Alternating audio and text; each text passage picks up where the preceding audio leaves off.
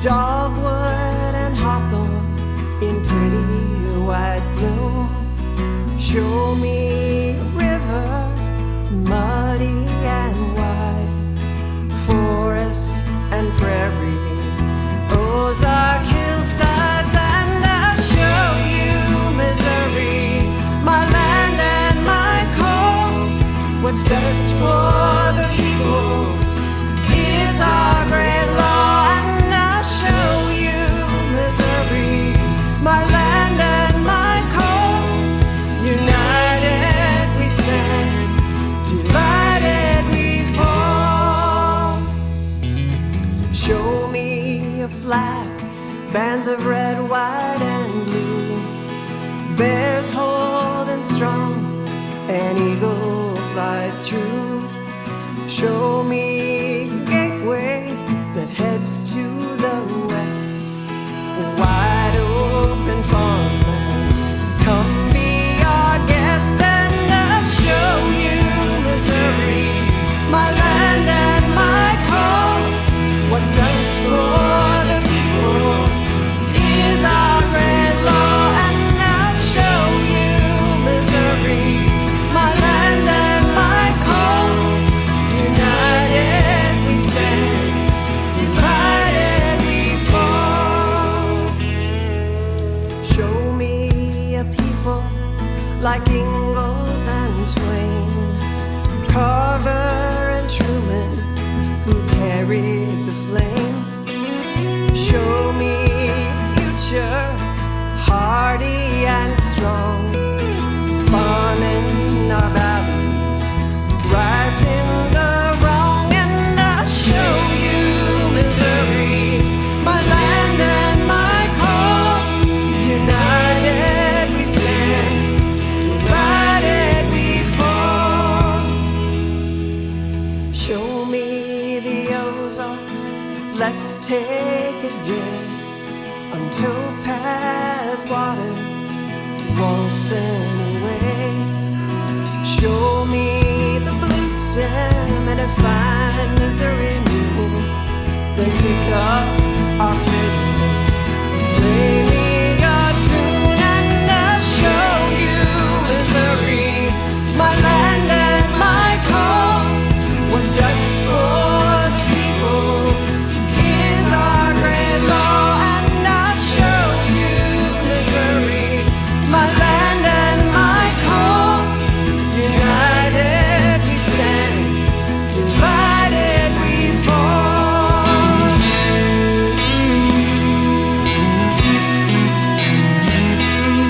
United we stand, divided we fall.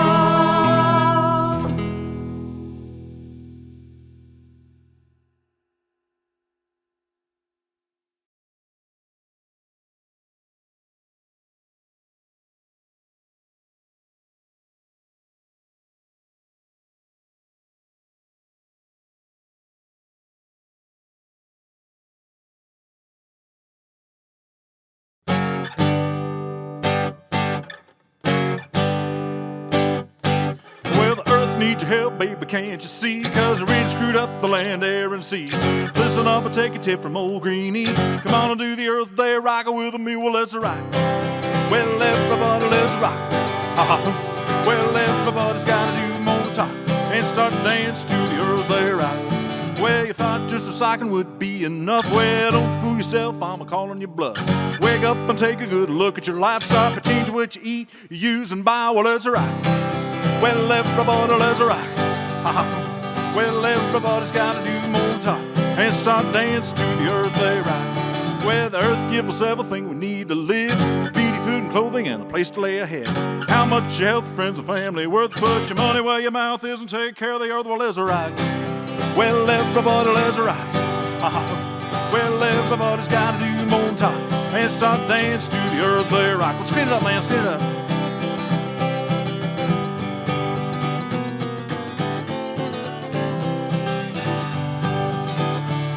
Well, the way the earth works still a mystery. There's a lot we don't know and a lot we can't see. We better change our ways, baby, just in case the planet can't support a careless human race. Well, let's rock. Well, everybody, let's rock. Well, everybody's gotta do more talk and start dance to the earth they rock. Well, the earth needs your help, oh baby, can't you see? Really screwed up the land, air, and seas. Listen, I'm gonna take a tip from old Greenie. Come on to the earth there, rock with me, well, let's rock. Well, everybody, let's rock. Well, everybody's gotta do more talk and start dance to the earth they rock. Well, dance to the earth they rock. Dance to the earth they rock. Dance to the earth they rock. Thank you very much.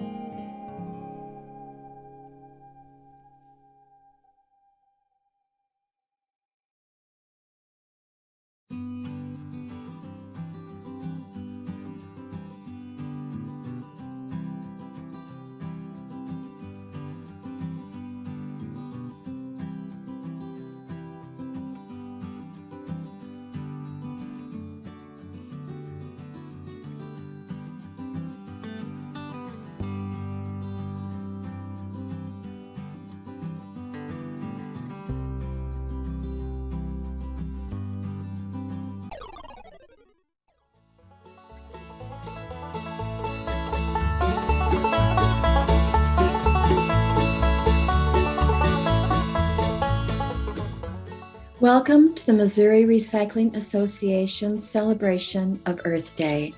My name is Jill Hollowell, and I'm proud to be a member of the Missouri Recycling Association, known as MORA. Today, we celebrate the many acts of stewardship happening statewide. We're taking a journey to visit Missouri's Earth Stewards that are leading the way through their projects that may be duplicated in your own backyard or in your community. You'll want to pay close attention to a presentation from Earth Ways-Missouri Botanical Garden. We'll hear about Missouri Green Schools, visit a compost festival, and enjoy a native landscape through Grow Native. Do be on the lookout for Eco Elvis, too. Thank you to the Missouri Department of Natural Resources for providing grant funding for this Earth Day celebration. The chat is open for your comments, questions, and shout-outs. We would love to hear about what you are enjoying, wondering about, or if you are in need of more information. Thank you so much for celebrating Earth Day with us today, and do ask your friends to join us too. I'm going to turn you over to our co-hosts, Victoria and Steve.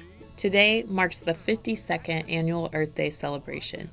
My name is Victoria, and today we raise awareness for protecting our shared home planet.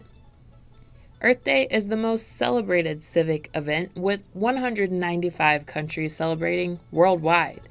Earth Day honors the importance of protecting planet Earth and how together we can leave a healthier planet for future generations. Have you ever wondered if the Earth is cleaner today than it used to be? Do we have cleaner air and cleaner water? Yes. For example, compared to 50 years ago, today's cars cause less pollution. Now our air and water are cleaner too. You may want to have a pencil and paper handy in case you see something you want to write about or sketch down to remember later. Thank you for joining us, and please ask your friends to join us too. There are over 1 billion people celebrating Earth Day today as one voice for planet Earth. For our first submission, let's listen to some voices celebrate all around the world.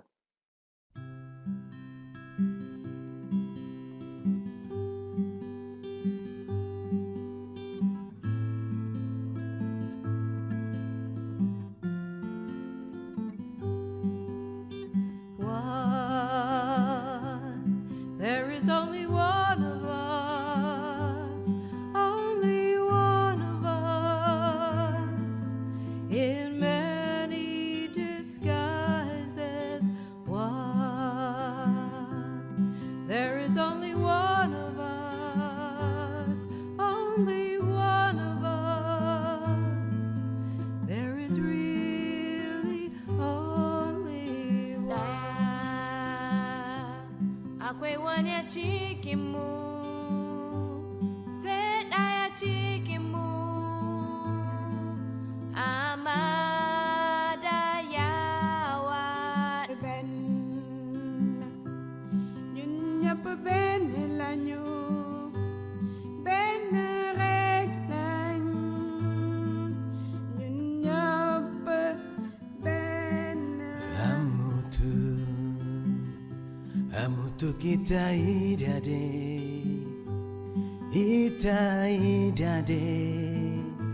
meski ya diferencia. Amutu Ya waya mubako pen, ya mubako pen, ampa ya waya mubako pen. sadece birimiz var, sadece birimiz, farklı görünüşlerde bir. Ribang we fella, bang we fella, ruri ribang we fella. كلنا واحد كلنا واحد من ما اختلف الأجناس.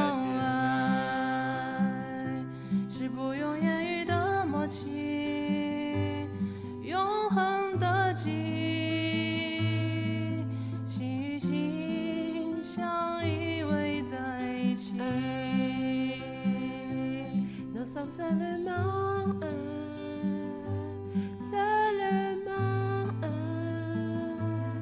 en plusieurs aspects.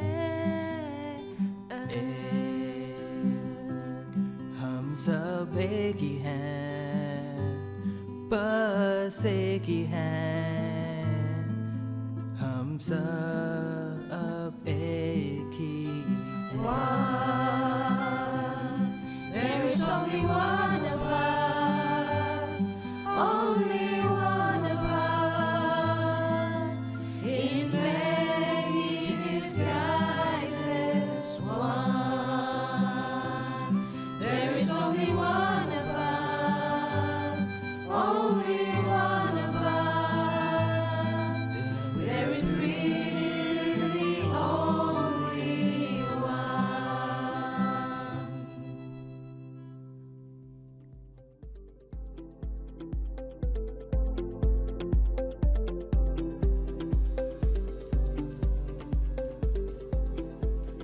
The state of Missouri celebrates Earth Day every day through their commitment to reuse and recycle. The Missouri State Recycling Program, comprised of state employees and agency, recycled 10 million pounds of material in just 1 year. They also developed an online MORA use program, MORE use, like a marketplace for Missouri state agencies and employees that list used items rather than the agency purchasing brand new items.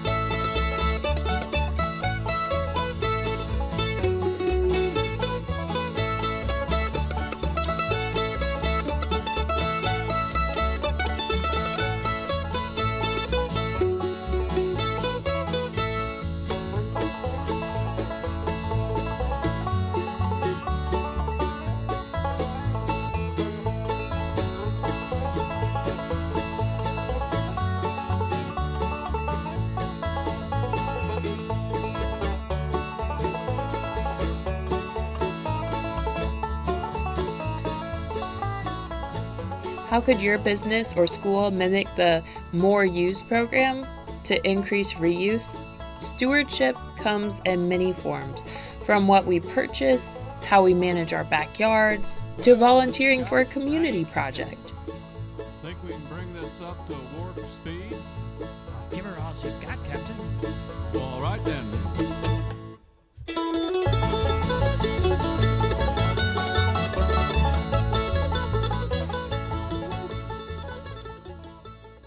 Earth stewardship can be taking personal responsibility or addressing community needs. The Mississippi River Plastic Pollution Initiative has arrived in Missouri through its Clean River, Clean Seas campaign. But inland debris tracking is vital as all flowing waters find their way to the Mississippi. Let's see how this all works. The Mississippi River flows over 2,000 miles through the heartland of America, from its headwaters in Minnesota to the Gulf of Mexico. This river is the watershed for 32 states, and we are impacting it with our actions. The litter that we produce from coffee cups to masks or plastic bags can end up in the environment, making their way to our rivers and then into the oceans. Globally, this results in about a dump truck's worth of plastic entering our ocean every minute. The Mississippi River drains 40% of the continental United States, creating a conduit for our litter to reach the Gulf of Mexico. In September 2018, the mayors of the Mississippi River made a commitment to reduce plastic waste in the Mississippi River Valley. To support that commitment, the Mississippi River Plastic Pollution Initiative is working with volunteer citizen scientists, local communities, associations, and researchers to collect data to understand the magnitude of the plastics problem along the Mississippi River. Scientists need data on what's ending up in the environment so that we can use that information to address this important environmental problem. And you can be a part of the solution. Download the free Marine Debris Tracker app and choose the list entitled MRCTI to collect data on what plastic pollution looks like in your community. The data will be analyzed to help us understand the problem, which then leads to solutions that will help policymakers, businesses, and citizens alike take action. Join us today to ensure a clean river and clean seas for all.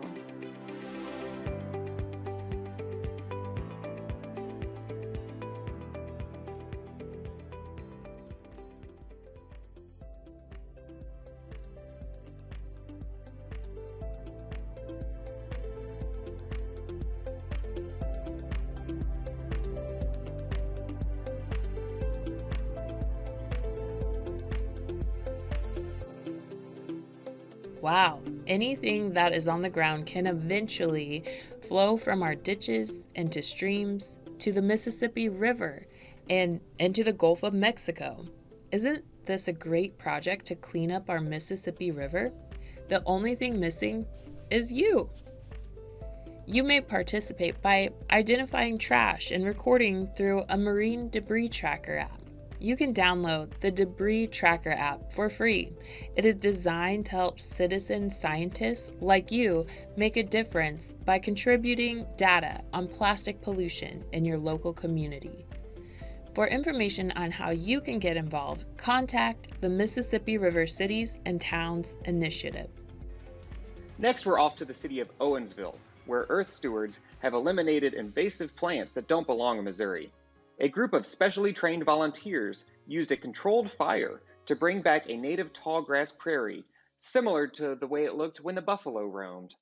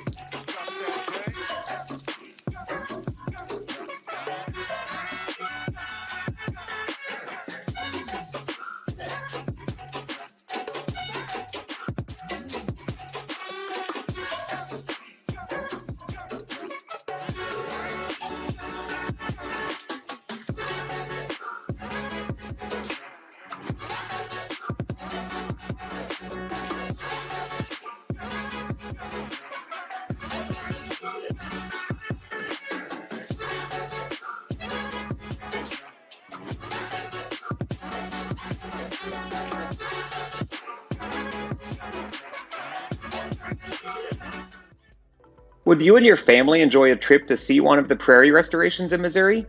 Find a native prairie near you on the website grownative.org. How's it going, babies?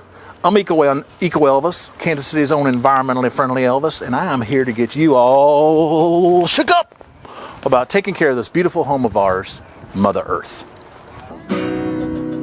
Well, since the landfills are filling up and yard waste isn't allowed, a place that used to waste a lot is now Compost Hotel. Well, it's more friendly, baby. It's more friendly. It gives that garbage a second life. Well, the manager realized the danger of spraying the grass and the trees, 'cause chemicals damage the water and soil and make animals die from disease. Well, it's friendly, baby, more friendly. It gives that garbage a second life. So the lawn crew started mulching the grass clippings and the dead leaves. Now they don't need to spray, 'cause compost fertilizes and keeps out the weeds. Well, this is the moisture, baby. Petals in the moisture, no need to water near as much.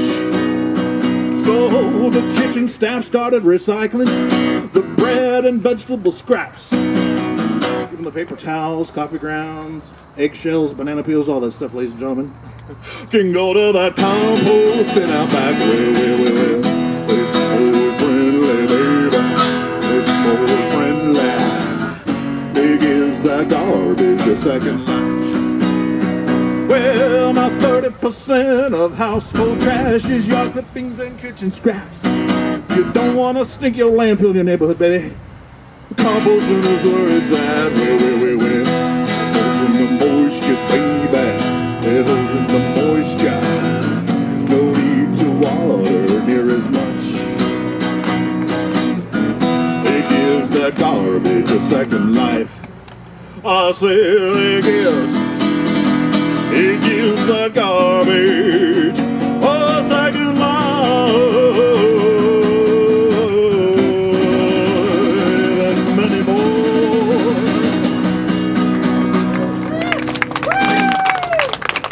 Very much. Thank you very much, ladies and gentlemen.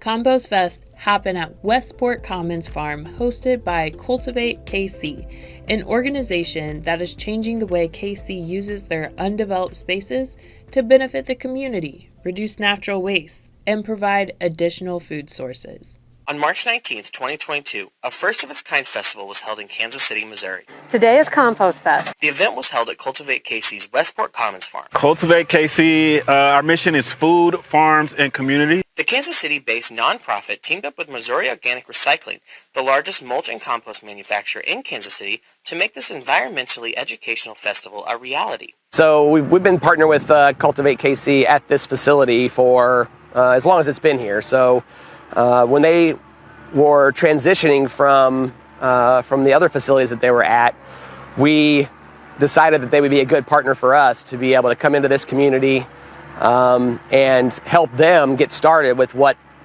their mission was. So it directly relates with Missouri Organic's mission into, educate our youth, feed hungry people. And so we feel like they're a great partner for us because of what they stand for and then what we stand for. The morning focused on creating the compost pile on the farm with help from Missouri Organic Recycling, Cultivate KC, Marty Kraft, Mark Allen, and some volunteers. In the afternoon, Compost Fest offered entertainment and informational sessions about DIY composting, vermicomposting, bioreactors, and soldier fly larvae. Stan Slaughter of Missouri Organic Recycling, who had provided guidance for some of the Cultivate KC projects, thought Cultivate KC could use some help creating their own compost on site. He had visited our site many times and noticed that we had an abundance of really great inputs that would make a good compost pile. We just didn't quite have the vision and the tools and the volunteer power to make it happen. So Stan helped us come up with a plan to organize our compost on site. And then Stan being Stan, he decided we should add an educational component as well. To start this enormous pile, food waste was needed. Missouri Organic Recycling's own VP, Kevin Anderson, directed the building of the pile. So we got some food waste from Compost Collective. We got some beer, some spent grains from KC Beer Company. And of course, all the stuff you see behind me here is leaves and stuff that they collected in the community. Missouri Organic Recycling provided 8 cubic yards equal to 5 tons of ground up leaves and sticks from their large fall collection that was already composting. The big idea was to demonstrate how to build a medium-scale compost pile, incorporate commercial waste streams, and set up a backyard system for neighborhood food waste composting. After the neighborhood brown bags were ground, Marty Kraft and his 40 HP chipper turned to a large stack of fall weed stalks, tree sprouts, and other yard waste from the farm. We were chipping up the herbaceous stuff that was out in the field, sunflowers and all kinds of weeds, and then some small trees. I was helping Marty and Cultivate KC use the chipper to get rid of a lot of the brush and other stuff that grew up over the season. And giving back to the community always feels good. When all the browns were ready, layers of browns and greens, the food waste from Compost Collective KC, and spent grains from KC Beer Co. were mixed into the pile. Watering made sure the pile started off with enough moisture. Following the creation of the compost pile, the day's events shifted to more of an education day. We'll have several speakers from around the area coming to provide a range of topics, mostly geared towards what you can do with a home compost pile. Dan Kroll of Heartland Regenerative Partners was just one of the presenters for the afternoon, focusing on vermicomposting. You don't have to save up a bunch of material to make a giant compost pile. You can just add a little bit at a time, and the worms will eat a little bit at a time and reproduce and make really high-quality compost. Dan also highlighted how you can compost with other species as well. The second species I was working with is the black soldier fly larva, and it is a maggot of a true fly. The fly itself looks like a little wasp. It's black and shiny, and these are native to the United States, and they are composting masters. Fantastic little creatures, and you can use them to break down huge amounts of food waste, although you probably can't use them in your house like you can the red wigglers. Marty Kraft was another presenter focusing on a bioreactor he had recently built at the Westport Commons farm in their high tunnel.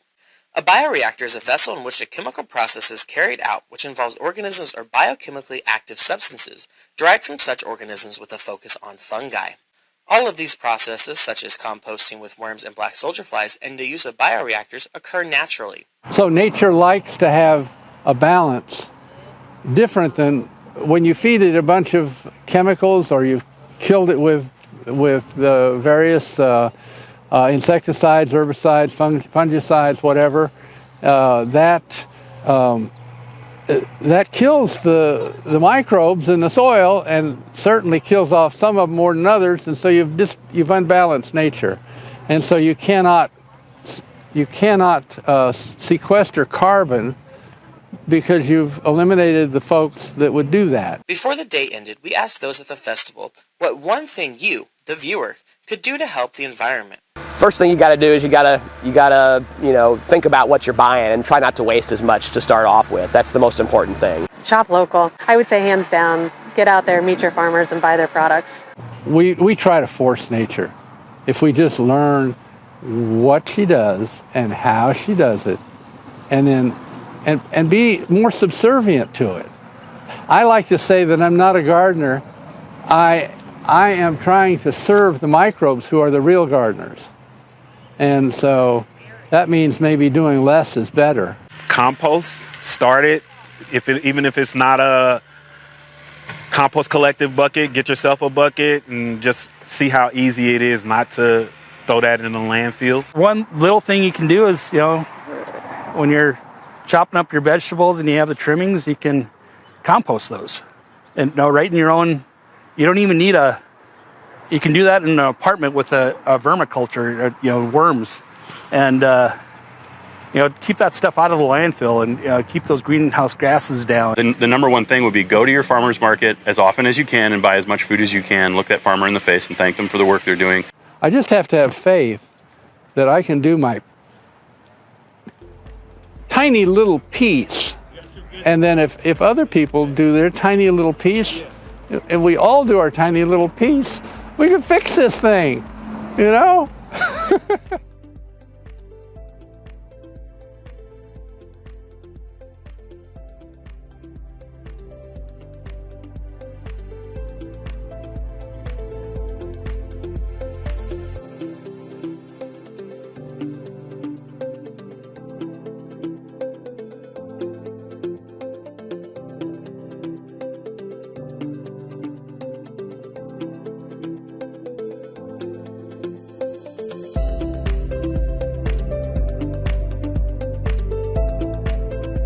Can you take one action to keep food waste out of landfills through composting, sharing extra food, dehydrating, preserving, fending critters, or even keeping a worm bin? Let's recycle these ideas and make them happen in our yards and community to close the loop. Did this give you any ideas about creating a grow native space in your yard, school, park, or hometown? Visit grownative.org to learn more about changing your yard into a beneficial landscape for native wildlife. Have you ever read The Lorax by Dr. Seuss? In this book, the Lorax stated, "I am the Lorax. I speak for the trees. I speak for the trees have no tongues." The Lorax spoke for the trees. We wonder who you will speak for. The animals? Our rivers? The trees? We can speak for the Earth by pledging to protect it. Let's now hear the Earth Pledge from some of our contributors. I pledge allegiance to the Earth, to its mountains, rivers, sea, and sky. One planet, irreplaceable, to cherish and respect for all.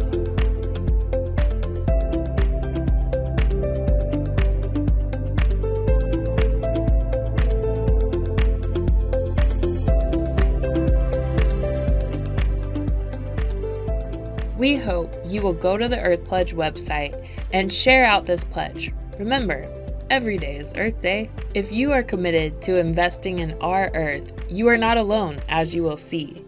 Let's begin our journey with stories of people joyfully investing their time and energy all across our great state. Celebrating Earth Day can be as simple as taking time to appreciate all the wonders around us. Flowers are blooming, bugs are buzzing, as spring brings an explosion of life. Today is a day for each of us to claim our sense of wonder and our connection with the natural world. Nature reminds us of the wonder and complexity of the world, from the tiniest insects to the farthest reaches of space itself. Let's hear more about one of those very special insects. Hi. This is a true story about how I met a beautiful creature. It started with a gift, and I had no idea how wonderful that gift would become. At the beginning of the summer in May, my friend Mimi, who is a master naturalist, brought me this plant. It didn't look like much. I wasn't that impressed. And she said, plant this where you can see it every day. So I planted it about 35 feet from my back door, so I would see it every day as I'd come and go. And it grew tall and gangly, maybe 2 or 3 branches. It had pointed leaves. It was a milkweed plant. They call it a milkweed plant because it has a milky substance in the leaves and in the stems that certain caterpillars, the monarchs, need in order to survive. I ignored that gangly plant for quite a while until one day I noticed there were 30 caterpillars crawling all over it. They were white, black, and yellow striped. They were voracious. They were chewing on all the leaves. If I could get close to them, I could almost hear them chomp each leaf. I thought, there's not going to be enough food for all those caterpillars, but that's the only plant that I have. So I kind of forgot about them for quite a while, until one morning I was looking in my parsley patch, and there was a chrysalis, a jade green chrysalis, like a cocoon. It looked like it was polished jade and had little golden drops all the way around the edges to scare away other predators, I presume. I never found any other chrysalis anywhere, and so I forgot about the other 29 and went about my business. And then one day I decided it was time to sweep off the back deck. I took out my broom and I started sweeping the floor. And then I saw above the back door what I thought were spider egg sacs. And I thought, man, I'm gonna sweep those off. I don't need those over the doorway. And then I realized those aren't spider egg sacs. Those were 7 monarch chrysalis hanging over our back doorway. That meant those 7 caterpillars crawl from that plant across the lower deck, up a step, across the 20 feet of deck, and then up the side of the doorway another 8 feet, until they all decided to evenly space themselves over the back door on a plank of cedar. I just stood there amazed at their journey, that they decided to do it together. They were beautiful, and I knew it would be a while before I saw them hatch. So every day, the door slamming, people coming in and out, they didn't seem to mind. I guess they thought they were safe there from predators. And then one day, I saw one hatching out. And I watched as he or she emerged from this clear shell of a cocoon. Out it came, and its wings looked black, and very slowly it found itself out of its little chrysalis, and very slowly letting its wings air. And as the wings aired, they became more and more brilliant orange, and they started to dry and flap and dry. And then this first one flew away into the butterfly garden we had at home, full of all kinds of flowering plants. Someday, maybe that butterfly will lay eggs, and those eggs will hatch, and those butterflies would fly all the way to Mexico. Then I saw the other one hatch and watched the same process. Each time it was still as miraculous as the time before. And then a sixth one hatched, and off they flew. That last one, the seventh one, didn't hatch. And the next morning, I noticed it hadn't hatched. And when I came back from school, where I taught art, I saw it hatching. And out it came. And I watched it slowly emerge and dry its wings. But this time it didn't fly away. This one kind of awkwardly fluttered down to a plant that was in a stand close to the doorway. And it laid there on the plant for a long time. And I thought, something's wrong. So I got a magnifying glass out, and I put my finger by it, and it climbed onto my left index finger. And then I looked at it very closely, and I noticed that its wing was damaged. And I thought, this little butterfly is not going to be flying around the garden. And this little butterfly is not going to be flying to Mexico or making eggs for new butterflies to fly to Mexico soon. This little butterfly is going to be homebound with me. And so I named her Minerva because Minerva is the goddess of the home. And I thought I would give her that honor while she was with us.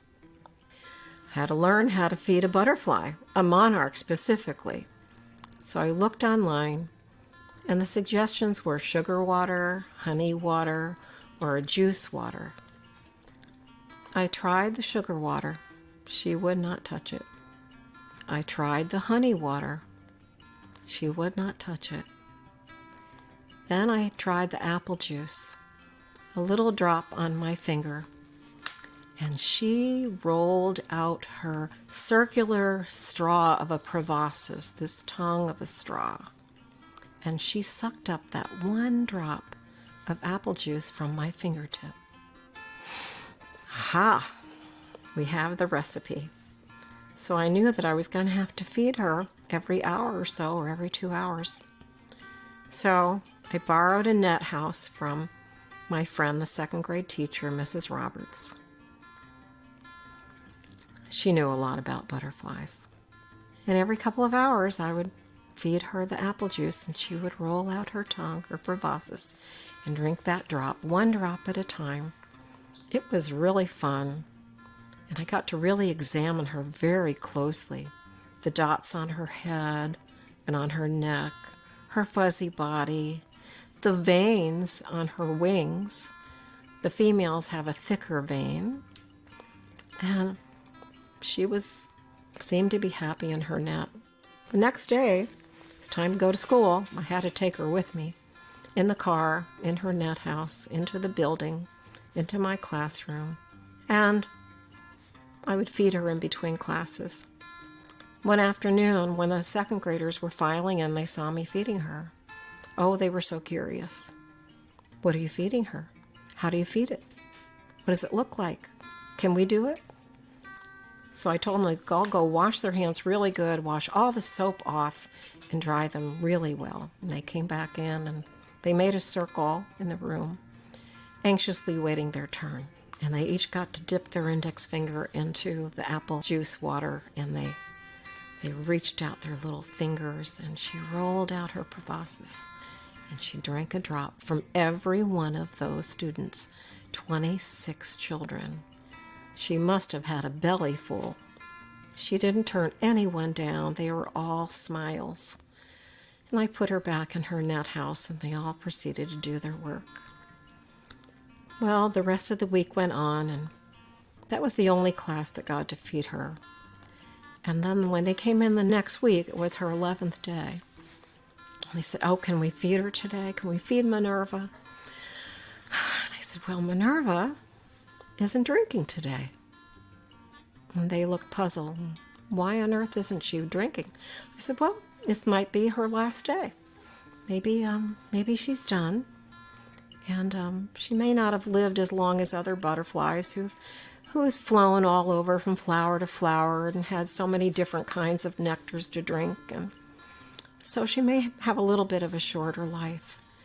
But it's been a good life. She's gotten a lot of love, and she's taught us a lot. She's taught me a lot. So I'm pretty grateful about that. And they said, but she's not going to drink anymore? I said, I don't think so. We have to accept that. So they said, well, can we bring her out to the garden so she can sit on a flower? I said, I think that's a really good idea. So we all went out to the butterfly garden. We had built that a couple of years before, a 750 square foot butterfly garden in the shape of a butterfly, 2 wings of beautiful host plants, flowers and bushes, and an 18-foot body down the middle of a butterfly. They picked out an orange Mexican sunflower to put her on. We set her gently on that flower and watched her. And she actually did roll out her proboscis and drink a little nectar from that flower. And then Matthew said, she feels like a butterfly now.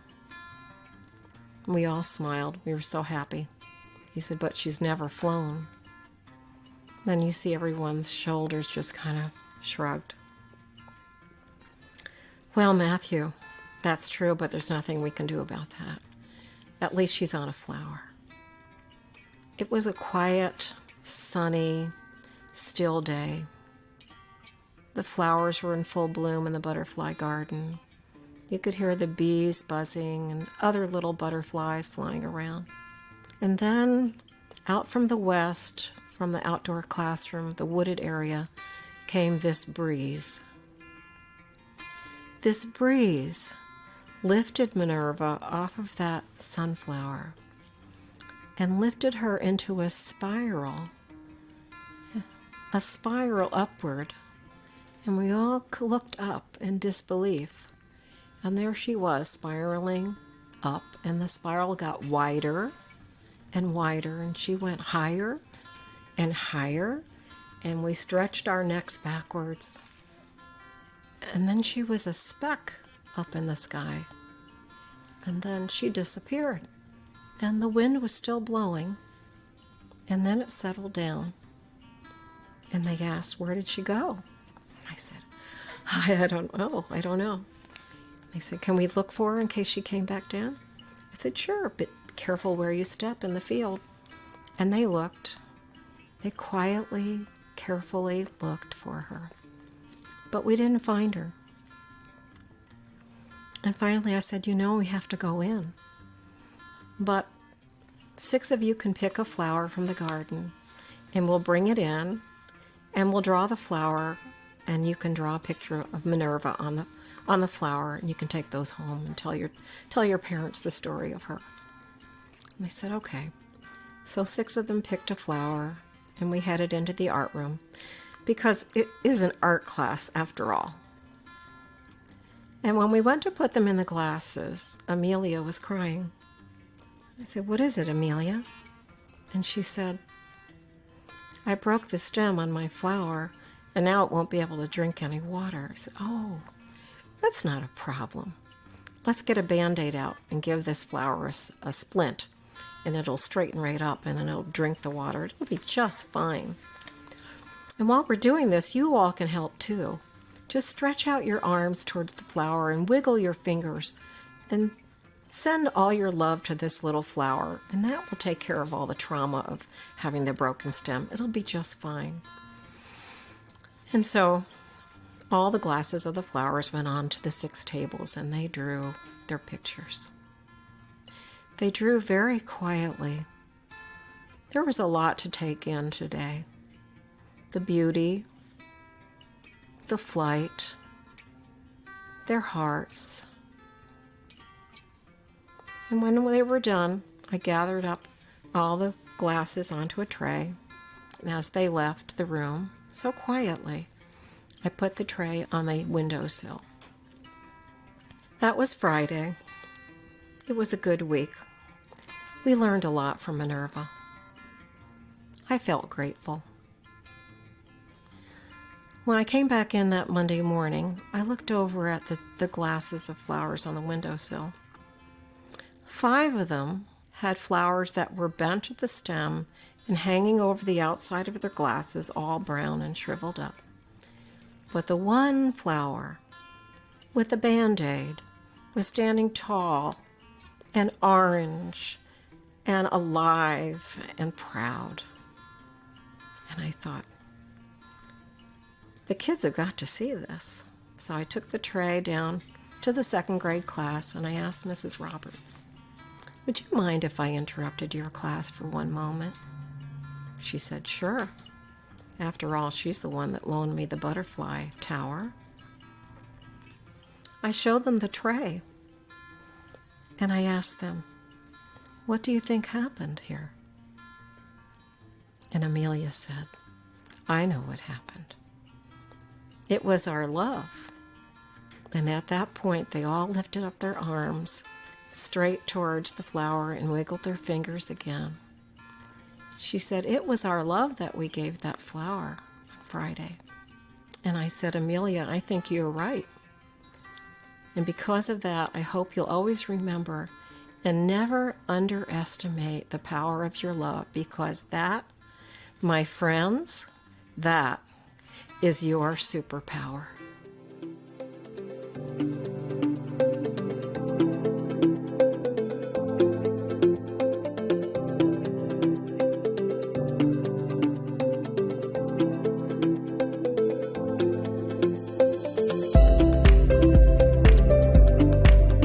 By pollinating the fruit and nut trees, vegetables, and more, bees, butterflies, and other pollinators are one example of how each creature plays an essential part in the health of the earth.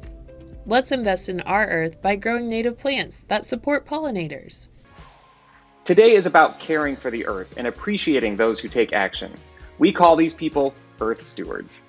Earth Stewards care for animals, land, water, air, people, and plants. Let's enjoy the sounds and sights of nature as we begin our journey in Central Missouri, a library in Ashland. This community project was inspired by Grow Native. As you watch, look for plants you may have in your own yard. Maybe you have a native plant garden too.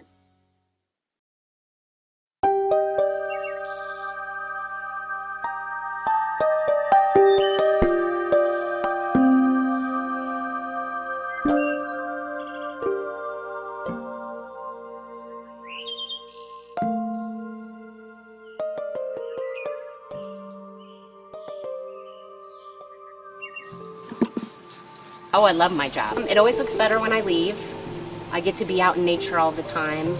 It's great exercise. It helps my mind focus on, things that are important.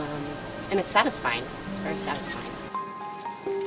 Coming from that traditional landscaping where everything is just so, and you see a lot of mulch and things are in rows or groups, or not only are our patrons getting the benefit of those plants, but they're also helping spread that knowledge. It's a good thing that we have here. It's always a great experience to be able to explain why this is a really cool thing that we have in our community that not everybody has.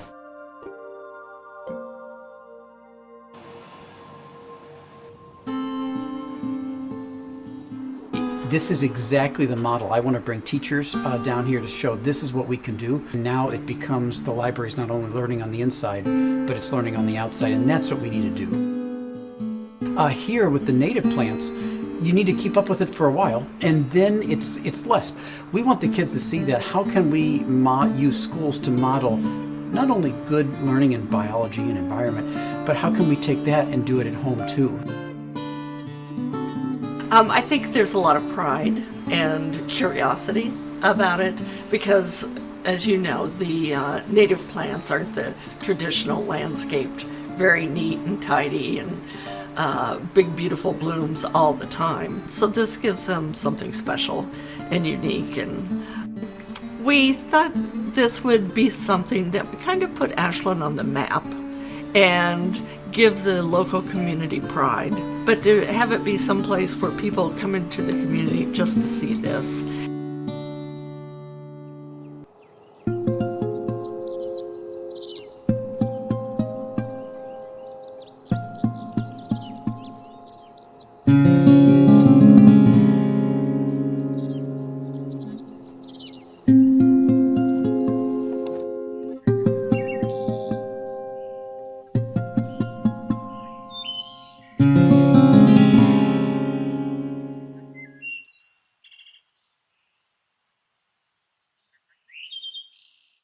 Did this give you any ideas about creating a grow native space in your yard, school, park, or hometown? Visit grownative.org to learn more about changing your yard into a beneficial landscape for native wildlife. Growing native plants invests in our future. Did you ever wonder what life will be like in the future? Actually, there's a project-based learning program here in Missouri that allows students in 6th, 7th, and 8th grades to imagine, research, design, and build future cities. The statewide Future City competition was held last March in Rolla, and today we give you from Herculaneum, Team Zillinia, and their awarded presentation. Take a look. Hi, my name is Olivia Drennan. And I'm Olivia Blair. And I'm Trevor Stevens. Welcome to the city of Zillinia.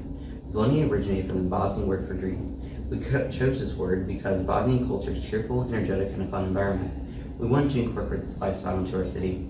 Our city is located in north central Arkansas in the year 2172. We have a population of around 380,000 people, with around 80,000 of them being children. Our city provides many diverse career opportunities, including work in agriculture, medical, education, production, and entrepreneurship fields. Our city uses a circular economy, but before we delve into how our city uses this, we must understand what a circular economy is. A circular economy is removing yourself from the use, remove mindset, which is the mindset of using something once and then throwing it away, where it will end up in a landfill or the oceans. We must place ourselves in the use, reuse mindset, which is the mindset of using something over and over to the fullest of its abilities, later recycling it, and inevitably reusing the same product again. Trevor will explain how we use this in our chicken economy later on. There are so many interesting, innovative technologies in the city of Zillinia. My personal favorite is the PaveGen technology. PaveGen is a way that we can turn footsteps into electricity. When you step on a PaveGen tile, it vertically displaces and slides electromagnets over each other. This then turns a flywheel that generates electricity. Each footstep can generate about 30 seconds of light from a single light bulb. The surface of these tiles are made from recycled tires. One of our other innovative technologies is the syngas system. We burn trash in a blast furnace that produces ash. This ash can be combined with melted plastic to create bricks for building. Another byproduct of burning the trash is syngas. This gas can be used as a power source. Our city uses many kinds of green power. These include your standard windmills, but we also use other kinds of power such as thermal heating from the Arkansas hot springs. We also use these hot springs to make hot water for our citizens. Another kind of power we use is the previously mentioned syngas, and the solar panels we use are made out of hydrogen instead of lithium. This is important because hydrogen is more common and can be extracted from the earth with less consequences than lithium, which is hard to find and hard to extract. We have a very diverse variety of transportation inside of our city, from our private transportation, such as our teardrop-shaped cars and bicycles, to our public transportation, such as our train and the buses. However, the need for these motorized vehicles is very slim, as our city was made very walkable for our citizens. With all this moving around, there has to be a destination to go. Our city has plenty of fun things to do. We have museums, parks, arcades, theaters, shops, and other entertainment industries. Our city is also full of so much art. It includes drama, music, and visual art. There's never a dull moment in Zillinia. Inside our homes, our citizens are met with a relaxing and fulfilling place to stay. We have the rooftop gardens, which create products for their citizens' use, and they're made accessible and available for anyone who asks. as well as our hot water systems, which come straight from the plant, which is heated by our hot springs. Our city uses many environmentally friendly advancements in agriculture. Some of these include perennial grains, rotational grazing, and a system that uses chickens to turn food waste into compost, eggs, and meat. We can then sell these items and use them to support our economy. The perennial grains allow us not to have to plow and reduce carbon emissions. The rotational grazing system allows us to raise our livestock on grass their whole lives and not overstress their fields in grazing. One other system we use is called rooftop gardening. We use the condensation from AC units to water our plants on top of our city's houses and infrastructure. Many homes and grocery stores use this concept. So as you can see, the city of Xylenia is top-notch. Through innovative technology and creative green solutions, we have created a fully functioning waste-free city. From eating a homegrown breakfast, to riding the train to work, to enjoying a night on the town, our citizens can enjoy all that our city has to offer. We are Xylenia, and we are the future.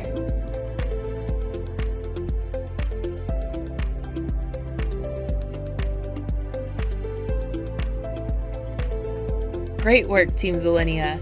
If you have an interest in participating in Future City 2023, be sure to contact Martina at martina@thekaleidoscope.org.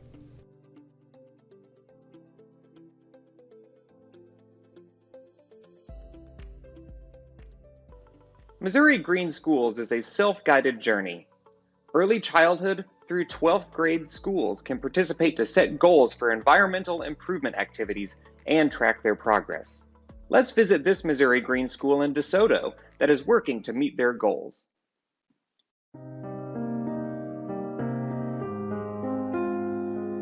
My name is Danielle Peppers. I am the agriculture coordinator here at Sunrise School. So we're a K-8 school. We have about 350 students.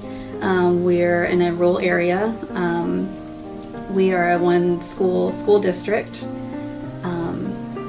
And we started our recycling green efforts about 5 years ago with a gifted class that was interested in gardening, and they planted a garden around our flagpole. That led to our recycling and compost efforts. Our green team was established in 2016 when we took the initiative on green efforts at Sunrise. We started recycling and compost programs which grew quickly, which are now student-led. We are here to educate our students today for their future tomorrow. It's shown that just the little things help with a bigger project. Keep working at it. Just because something gets in the way or things get complicated, don't give up, because eventually it does pay off. Green Ribbon has brought to light to our green efforts and made us realize that going green doesn't happen overnight, but to look back on where we started, it's astonishing. We plan to keep moving forward and to grow our green programs even more every year.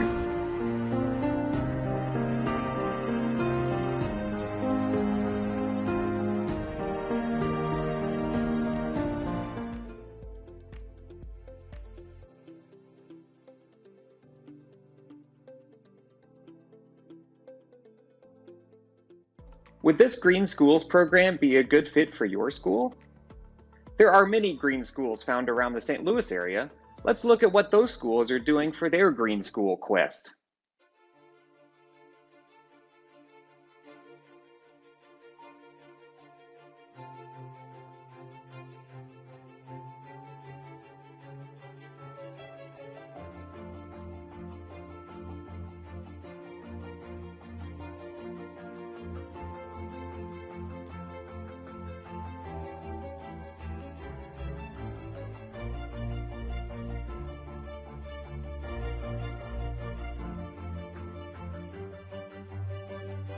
I know this is not the true leaves because it only has two.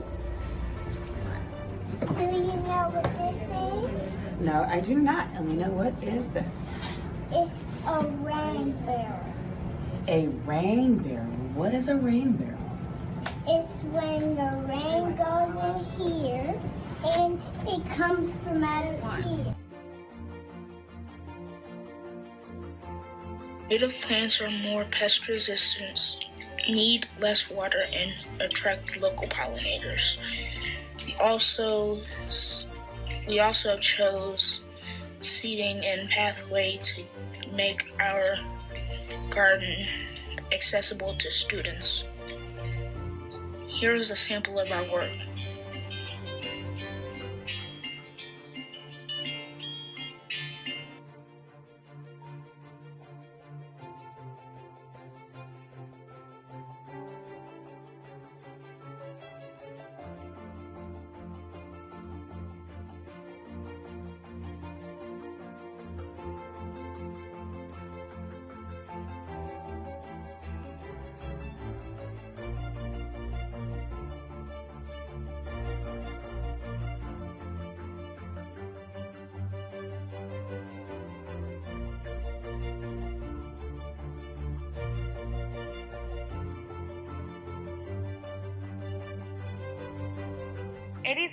.5% of classes have asked to go outside and to use our green spaces, so we want to improve them. According to our data, 56.3% of teachers surveyed would be more inclined to use the existing green spaces if there was adequate access to seating. Students look for more cozy, welcoming areas, while teachers look for a functional learning environment. With that in mind, we looked into outdoor furniture made from repurposed materials.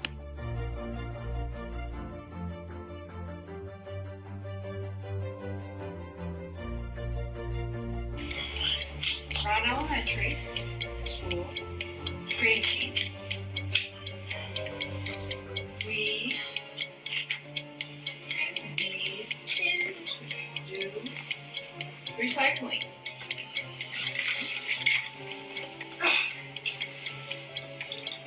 It's important to take care of our earth.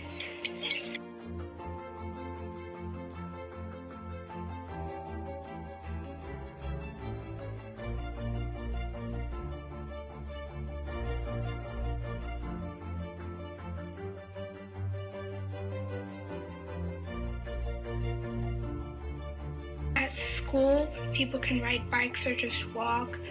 If you're close, walking and biking is like a really good way to help reduce emissions. And you can stop idling in like a waiting line to get into school. In the car line for pickup and dismissal, we're putting up signs that say stop idling.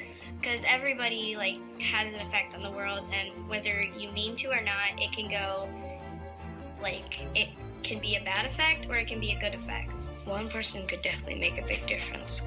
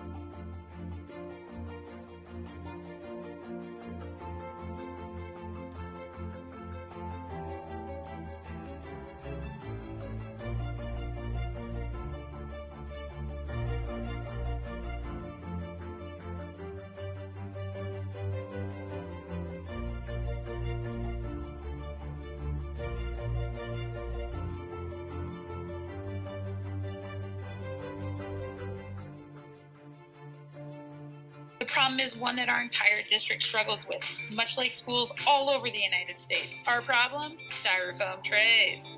Every school day, our two schools serve 2 meals a day to 396 students. That amounts to 792 plates a day just at Bryan Hill in Columbia. The chemical styrene used to make the trays is believed to be a carcinogen and extremely toxic to the environment.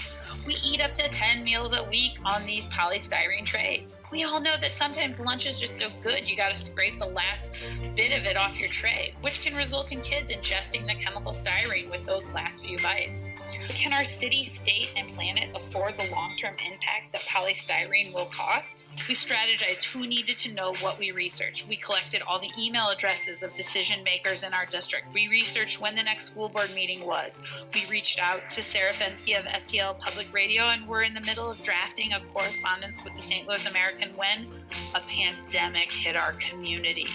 Through multiple online avenues, we were able to finish our research, refine our presentation, and prepare to hit the ground running when the new school year begins.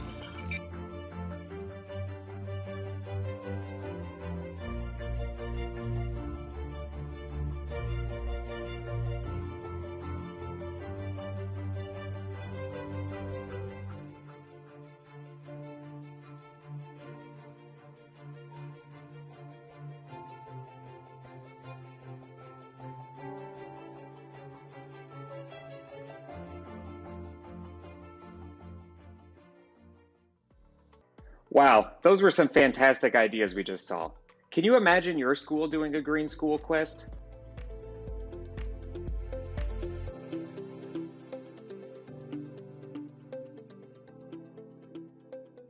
It seems essential to share a song of the First Peoples as we celebrate Earth Day. Our best knowledge shows the First Peoples of our state were the Osage, Missouri, and Alini, along with several other smaller groups.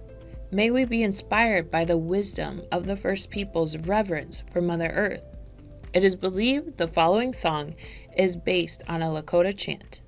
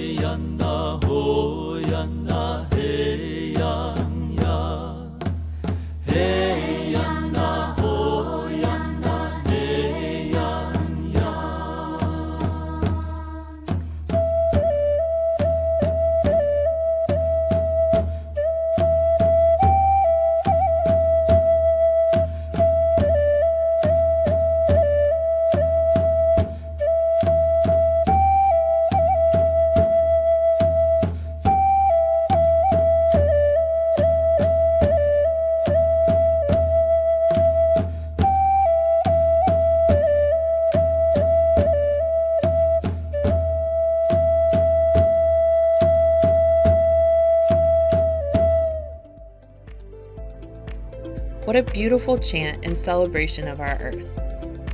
This chant may be sung together or in round, and it represents how each voice joined together creates one magnificent song, just as together we all play an important role in protecting our planet.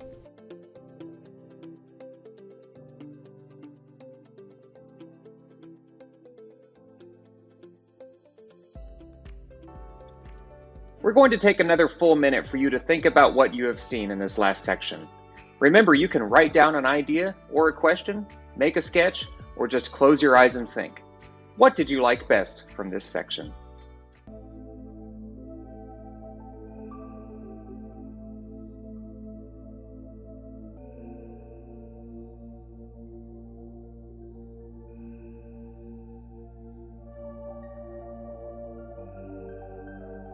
It is important to recycle your batteries and not send them to a landfill. Batteries can now even be recycled into a product that farmers can use to make healthier food. Hi, I'm Scott Vollner, president of Go Recycle, located in Rolla, Missouri. If you're like me, you probably have a whole drawer full of spent batteries that you don't know what to do with.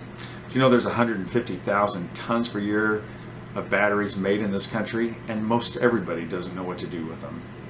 Most of them are winding up in the trash. You know, that's a huge waste of natural resources since they're mostly made of zinc and manganese, valuable materials.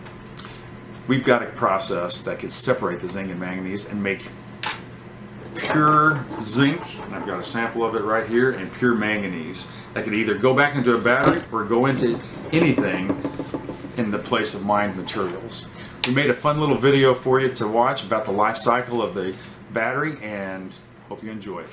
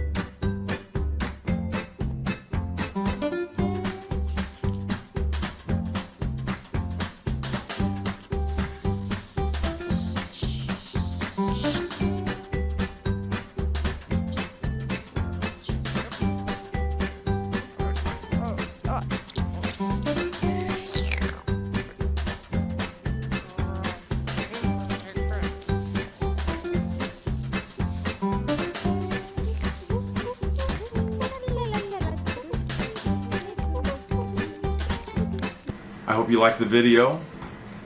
As you can see, it shows two paths in the life cycle of a battery. So, what can you do? You know, we either all go to work or go to school, or we're part of a city municipality. Check and see what they're currently doing with the batteries, and if they're not doing anything responsible with them, be sure and tell them about us. We've got a nice, easy battery recycling kit, and if they make more than what fits in a box in a reasonable amount of time, we could work directly with them and figure out a good way to get them to us. So we hope you follow us on Instagram. We'd love to see you there, and we also put updates on our plant expansion. It would be great to have you follow along with us as we go along our journey. So we'd love to have your batteries, and we hope to see you soon.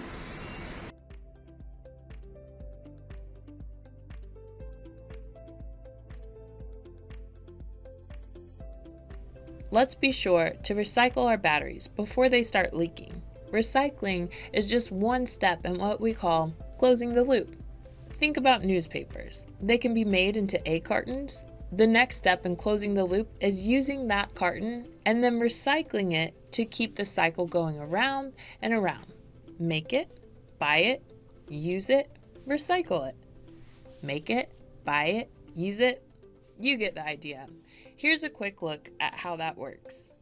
Have you ever wondered what happens to your recyclables once they leave the recycling center?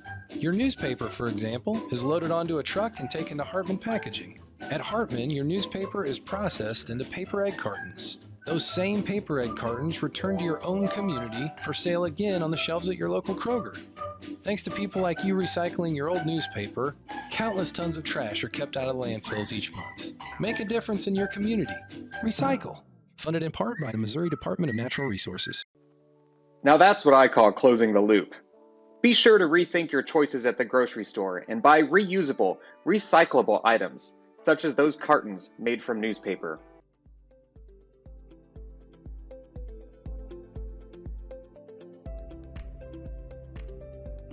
Next, we'll take a look at how a Kansas City brewery took giant steps in reducing their waste by recycling glass into usable materials for making new glass bottles, insulation, countertops, and more.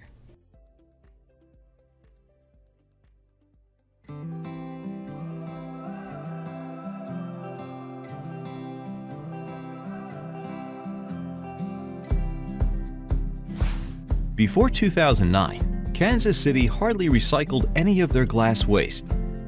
The average person uses nearly 80 pounds of glass each year. This glass can be recycled over and over again, but most of it goes to the landfill. When we recycle glass, it means less material goes into our landfills. Making new glass out of recycled glass saves raw materials like sand and keeps us from having to mine for new materials. Since glass melts at a lower temperature than raw materials, using recycled glass to make new glass uses 30% less energy. Finally, using recycled glass cleans up our air. Every ton of recycled glass used means that we reduce carbon dioxide emissions by 600 pounds. To tell the story of how Ripple Glass solved Kansas City's glass recycling problem, we first have to tell you about its founder, Boulevard Brewing Company. A Kansas City brewery, Boulevard Brewing Company was looking to reduce their waste. Boulevard found that there was no local option to recycle their glass waste, even though there were local manufacturers that could use recycled glass to make their products. Boulevard also found that for waste glass to be reused by a manufacturer, there had to be a processor that cleaned the glass of things like paper, metals, and plastics.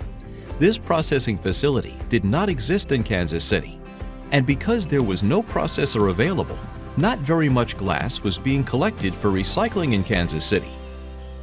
Boulevard got tired of being part of the problem and joined local businesses and community organizations to start Ripple Glass in 2009.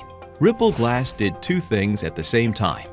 It created a collection network for glass in Kansas City and built a processing facility to clean the glass into what we call furnace-ready cullet. Before we take a tour of this processing facility, let's show you how Ripple collects and transports glass for recycling. In late 2009, big purple bins began to appear in parking lots throughout Kansas City.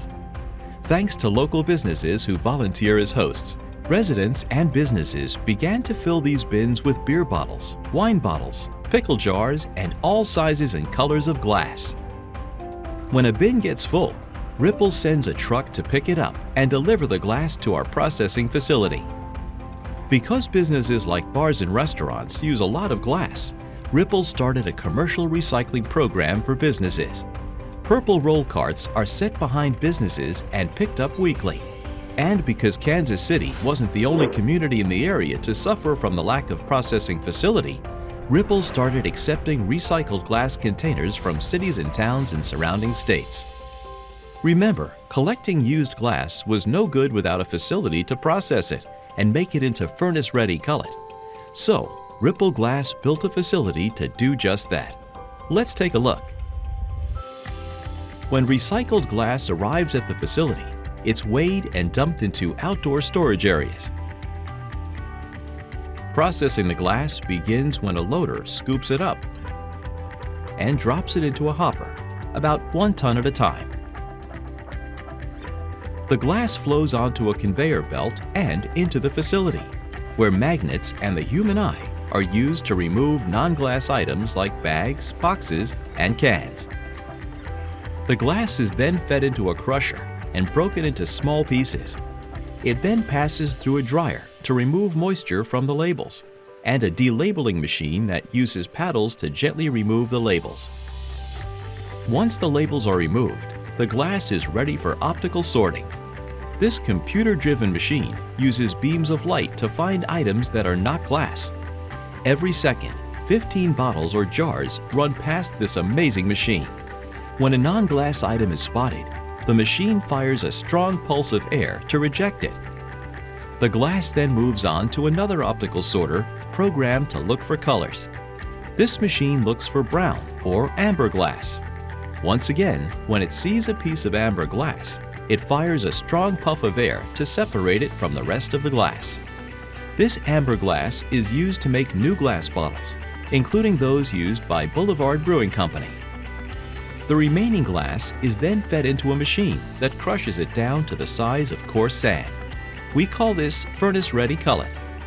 Each day, trucks are filled with this cullet and delivered to a nearby manufacturer, where the cullet is used to make fiberglass insulation, helping to create more energy-efficient homes and buildings. Since Ripple Glass appeared on the scene, KC's glass recycling rate has climbed from 3% to 20% and continues to grow. We've made a lot of progress, but with your help, we can do much more. If you haven't started recycling your glass, visit our website to find a location near you. If you're already recycling, thank you. Please help us spread the word to your friends, family, and coworkers. More recycled glass means a better, cleaner, brighter future for all of us. Even a small act can create a big ripple. Every bottle counts.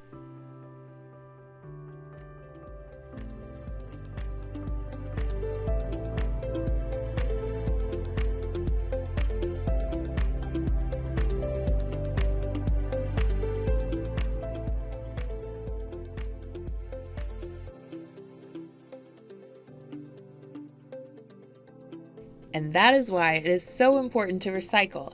In this case, using recycled glass requires less energy than using virgin material harvested from our earth. Bottom line, recycling saves energy, reduces pollution, and creates a circular economy. Next up, an invitation for all to join in our 2023 Earth Day celebration by hosting a Trashion Show. Good afternoon, everybody. Welcome to those who are here and those within earshot. My name is Dan Reardon, Associate Professor and Associate Chair of English and Technical Communication, and this is the first annual Missouri S&T Trashion Show. It features Dana Schaff, Alex Gubera, and Samantha Buchanan. This is Team Career Opportunities and Employer Relations. Dress for the job you want. The team sought to incorporate the professional style of the COER-sponsored career fair. This inspiration led them to create a design for a professional suit with a skirt, shirt, blazer, and additional accessories. The materials all come from the Career Opportunities and Employer Relations Office. The fabric is specifically from donations made to the suit closet. And the rest of the material includes discarded name tags, maps, name tag stickers, and recycled fabrics from various career fairs that have been donated to the Trashion Show COERT. You can start collecting recycled materials now to design your 2023 fashion design. If you are interested in submitting photos of your Trashion Show event for the 2023 showcase, visit the Missouri Recycling Association's website at MORA.org.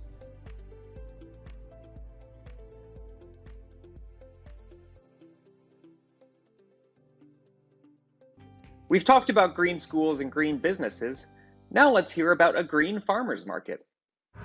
Hi, my name's Kira Gross, and I'm the market manager at Brookside Farmers Market.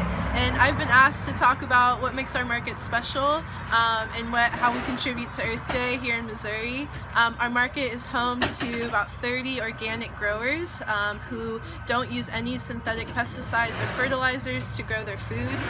They grow a wide variety of crops and feed the Brookside community here every Saturday from 8 a.m. to 1 during the summer. Our farmers intentionally steward their soils and the earth and pay attention to the resources that we all share, our water, our soils, and they're really awesome. You should come by. You can meet all of your farmers here at Brookside Farmers Market and pick their brains and ask them questions about how they grow. So come on by and learn more about what we do here at Brookside Farmers Market. Is there a farmer's market near you? A farmer's market is a great way to buy local, and we should always try to buy local whenever possible.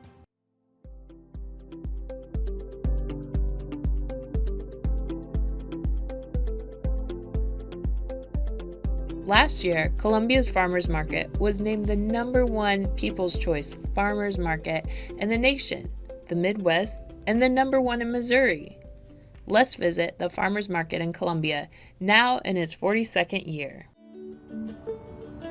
People are really hungry for fresh, local produce. They are coming with this mindset, oh, there is something natural, there is something which is grown here, there is something which has a lot of health benefits. There's something about just being connected to what you're eating or what you're using that's special. I mean, when I started, it was basically come and set up and sell your food on a parking lot. It was good, but it has evolved to be so much more. That's kind of what a farmer's market does. It really impacts the whole community, not just with the good food, but with relationships. It feels like a celebration every Saturday morning, like the coolest place in town. Thank you to everyone that has donated thus far to our capital campaign, for the Ag Park, and for the Farmers Market Pavilion. That's only a third of the building. We're gonna cover that whole pad. Everybody's gonna be under the roof. For the youth of our area to have that as an option at such a young age, and to see all the people that are coming out and they grew or raised or cooked or baked this food that people are enjoying. I mean, you just gotta love that kind of dedication to locally grown food. It's really gonna serve the community for probably the next 100 years. It's kind of beautiful, really.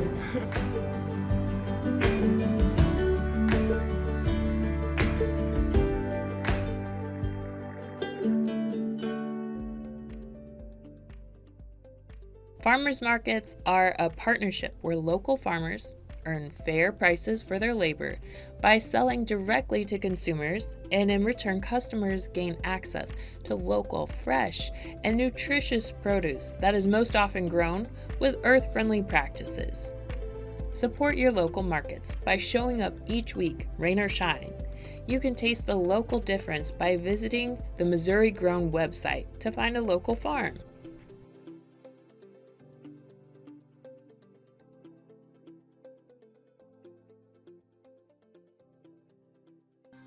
Believe it or not, more than 50% of the waste that is sent to landfills is actually compostable. That means that if the waste wasn't in a plastic bag, nature would recycle it into nutrients to feed plants. Using this concept, Missouri Organic Recycling has created a business that is less than zero waste. Watch how they combine organic waste with nature to create products.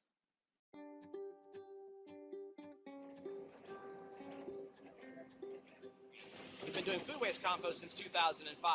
Until today, you're looking at 465 million pounds of food waste we've composted. That's enough food waste to fill Arrowhead Stadium. So this nature-wise compost is the material we put back in the community that goes from farm to table to compost, back to farm, back to table again. This is completing the circle. We are one of 10 facilities in the United States that has one of these machines, this Tiger depackager. We are the only facility in the United States that does it this way. So as you can see behind me, the plastic is falling on the floor. It goes to waste to energy. The food waste gets pumped into tanks that you've seen, and then into the mixer. The mixer creates the compost mix. The compost takes about 6 to 8 weeks. And then all the stuff you see behind me also is going to waste to energy. So it goes to a cement plant where it gets burned for energy. From the very beginning of this site, Missouri Organic has been a partner with us. So we've gotten, hundreds of yards of compost. We've gotten wood chips. Basically any resource that we've asked for, they've always been here to deliver and help us get this project going. Yeah, that took maybe 20 minutes with the blower, so pretty cool. In 2011, the Kansas City Chiefs started collecting organic materials from Arrowhead Stadium. We've partnered for over 9 years with Missouri Organic and collected over 1,261 tons of organics. We challenge our fans not only to help us compost at Arrowhead Stadium, but also in their daily lives. I'm the educational arm for Missouri Organic Recycling. About a year ago, we built a poster, a diagram called Food Too Good to Waste. It's kind of the ideal food recovery system for Kansas City. We're using the poster, the song, and the website to teach kids all over the metro and all over the country, adults too. It's win, win, win, win, win. When you do things right, the benefits kind of cascade.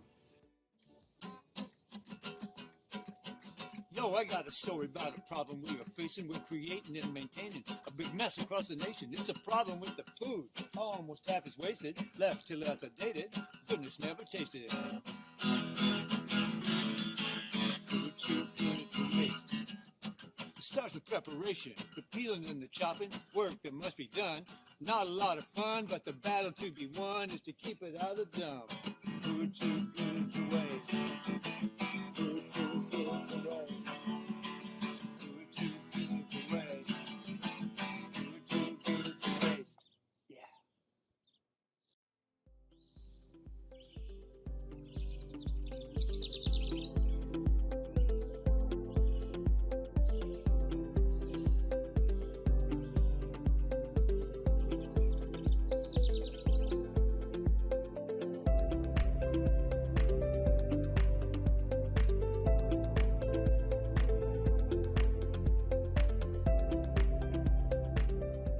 Food is definitely too good to waste.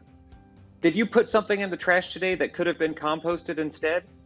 We hope you will share your answer in the chat. Hello, and welcome to Stick a Fork in Food Waste. I'm Maggie McCoy, Education Coordinator at Earth Ways Center of Missouri Botanical Garden in St. Louis, Missouri. Earth Ways Center is the sustainability division of Missouri Botanical Garden, and we work out in the community connecting people to sustainable solutions. Earth Ways Center actually develops waste-related programming with funding support from the St. Louis Jefferson Solid Waste Management District and the Missouri Department of Natural Resources. Today, we're going to be learning about the issue of wasted food and its impact on the environment and how we can throw away less food in our homes. I want to start today with actually looking at what we throw away here in the United States. So in 2018, Americans created around 292.4 million tons of municipal solid waste. We call that MSW. And municipal solid waste is basically the stuff you and I throw away every day at our homes, schools, and our businesses. Around 111 million tons, around 38% of that, was actually sent to be recycled or composted. So overall, each day, we create about 4.9 pounds or almost 5 pounds of waste per person. And if we look at this chart that's right down here, we can see the breakdown of what we throw away. So about 1/4 of what we throw away is going to be paper and cardboard, and another 1/5 of it, or over 21% of it, is going to be food waste. Now, remember that out of those percentages, some of that is going to be diverted for composting or recycling, depending on the material. Now, this actually shows us what we're sending to our landfills after we've taken out that recycling and compost. And we see that almost a quarter, or 24% of what we send to the landfill, is food waste. It's the #1 item we see in landfills here in the United States. Now, When food decomposes within the landfill, instead of in a compost bin, methane gas is actually created when that food breaks down, because in a landfill, it's breaking down without oxygen or anaerobically. When that happens, the bacteria that are doing that process create methane gas. And methane gas is an air pollutant and a powerful greenhouse gas with about 28 to 32 times the warming potential of carbon dioxide. So it's really important that we try and keep this food waste out of the landfill. But we want to keep it out of the landfill for reasons beyond methane.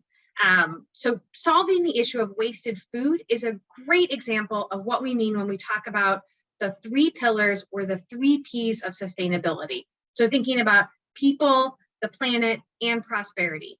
When we can find solutions that are good for the planet and people and those that grow our joint prosperity, we truly have a sustainable solution.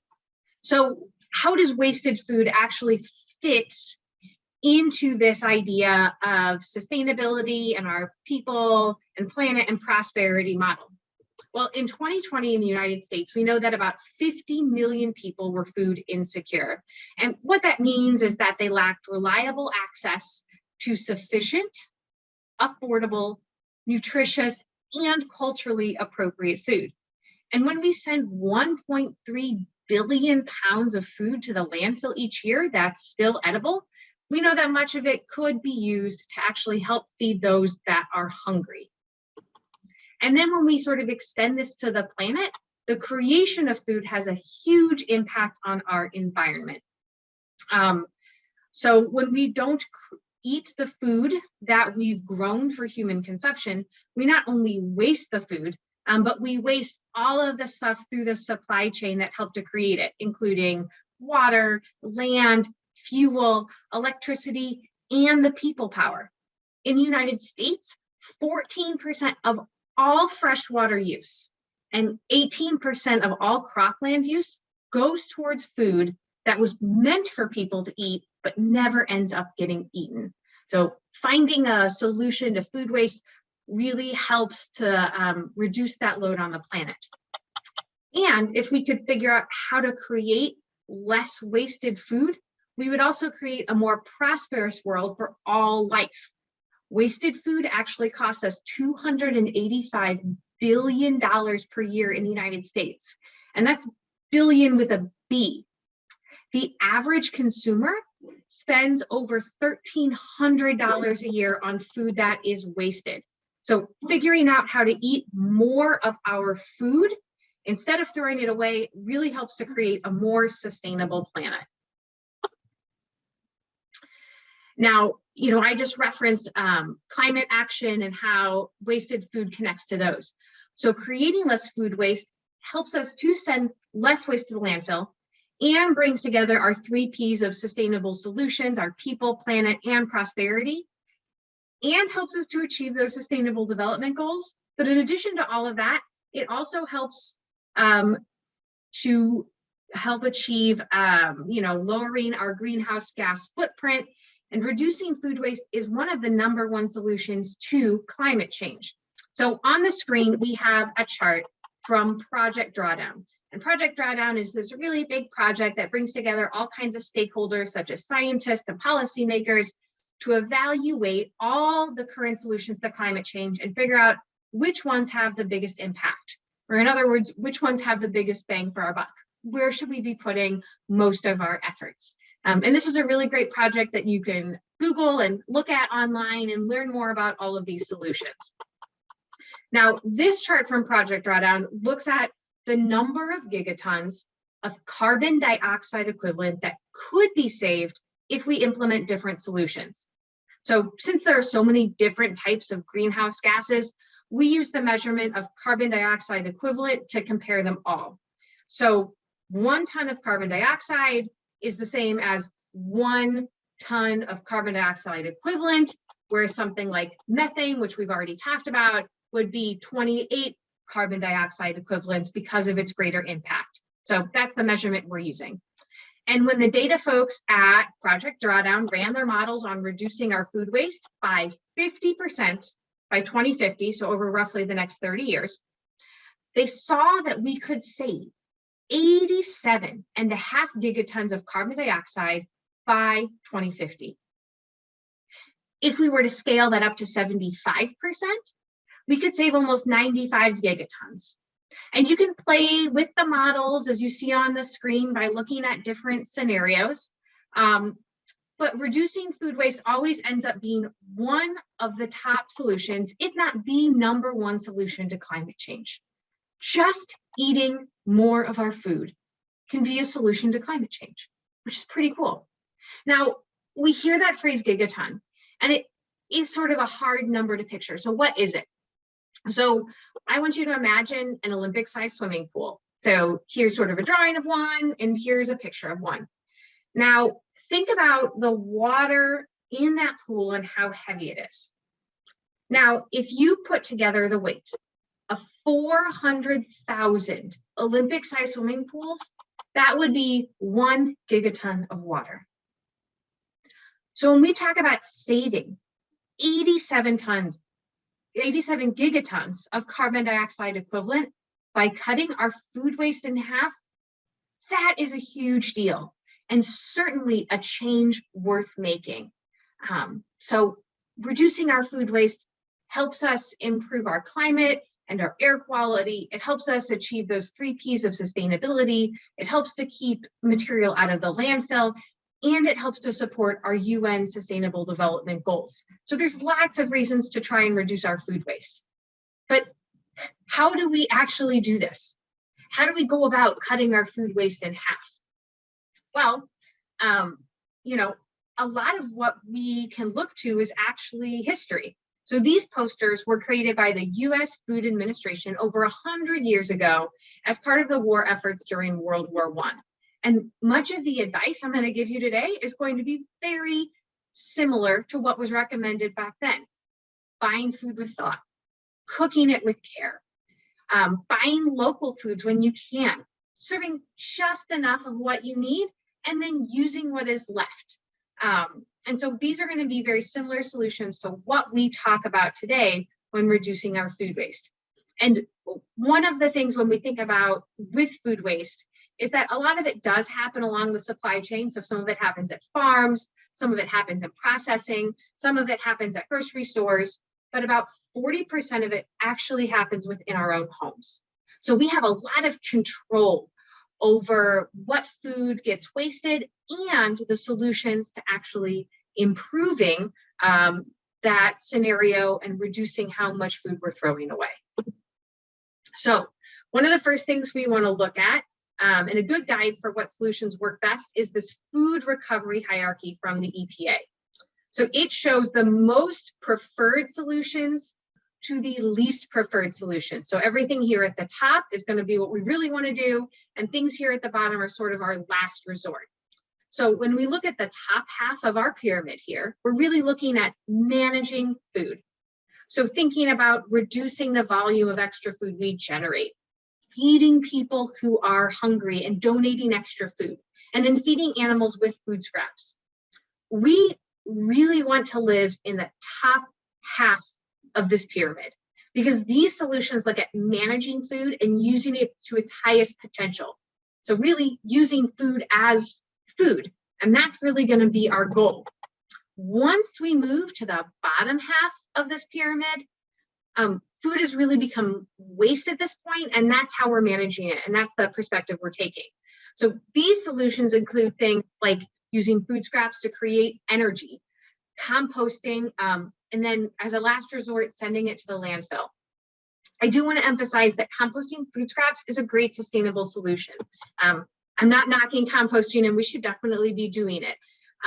But we really want to make sure that we're eating as much of that food as possible and sending as little as we can towards composting and the landfill. Again, we really want to live in that top half of the pyramid where we are managing food. So how can we do this? Well, one of the first tools that you can use is actually doing something called a waste audit. And it's a great place to start because it lets you know what you're throwing away. Doing a waste audit can often be a really eye-opening experience, because unless we measure what we're throwing away, we often think we're throwing away less than we are. So if you choose to do a waste audit in your home, and you're also doing one for the first time, or you're just starting on this journey of food waste reduction, I really recommend only measuring food waste that could have been eaten. So leaving out things like eggshells and coffee grounds, because typically those aren't things that we're going to be eating and would end up as waste anyway. We really want to focus on the things that we could have eaten. So as you're throwing away food or sending it to the compost, you really want to track the following things.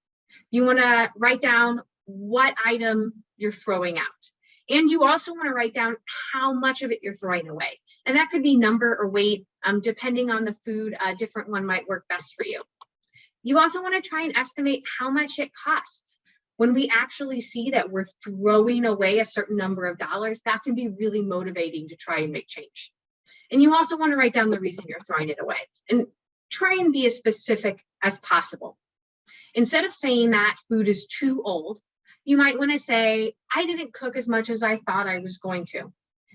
These reasons that you write down for throwing something away are really going to help you identify waste reduction solutions that best fit your home and your needs and the things that you typically end up throwing away. Now, if, doing a waste audit is a great place to start, but say you don't want to do a waste audit and you just want to jump in with solutions. That's fine. This is sort of in order from the best solutions, sort of like to the end of our food waste pyramid, just like we were looking at before. We're going to start with thinking about how we buy food. So we want to sum up and summarize all of our strategies for reducing food waste. And as you listen to the presentation today, you may realize that you already use some of these strategies. So our goal for today is to just choose one more to try. One more thing to add to our routine or the way that we use our food to help reduce how much we're throwing away, sending to the landfill, or composting, right? So one good way to do that is keeping track of what food you have at home or what you need to use before it goes bad, similar to that shopping list we were talking about earlier, or creating meals from what you have on hand before you go out and buy new things. You want to make sure that you think about planning specific meals in advance and do your grocery shopping with those in mind. We want to try and finish all our leftovers, which has the advantage of being pretty easy without us having to cook something extra. And you can save meat and produce scraps from cooking to use in other meals. So this might even be creating soup broths and things like that with leftovers, but there's always ways to use some of those scraps from cooking. Now, since the fridge that we talked about is such a huge part of reducing food waste, I sort of pulled some of these out to highlight them specifically. So another strategy is keeping food stored in the right place to get them to last longer.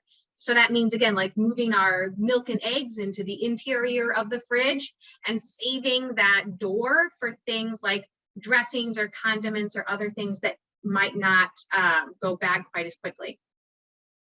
We want to check our fridge and pantry before we go and make that grocery list and shop. We want to freeze foods for later use, especially if we know we're not going to eat them all. We want to make sure that we're storing food that will go bad soon in a particular part of the fridge or pantry. So maybe you save that top shelf of your fridge just for leftovers or things that are about to go bad, so your eye is constantly drawn to those foods so that you make sure that you eat them.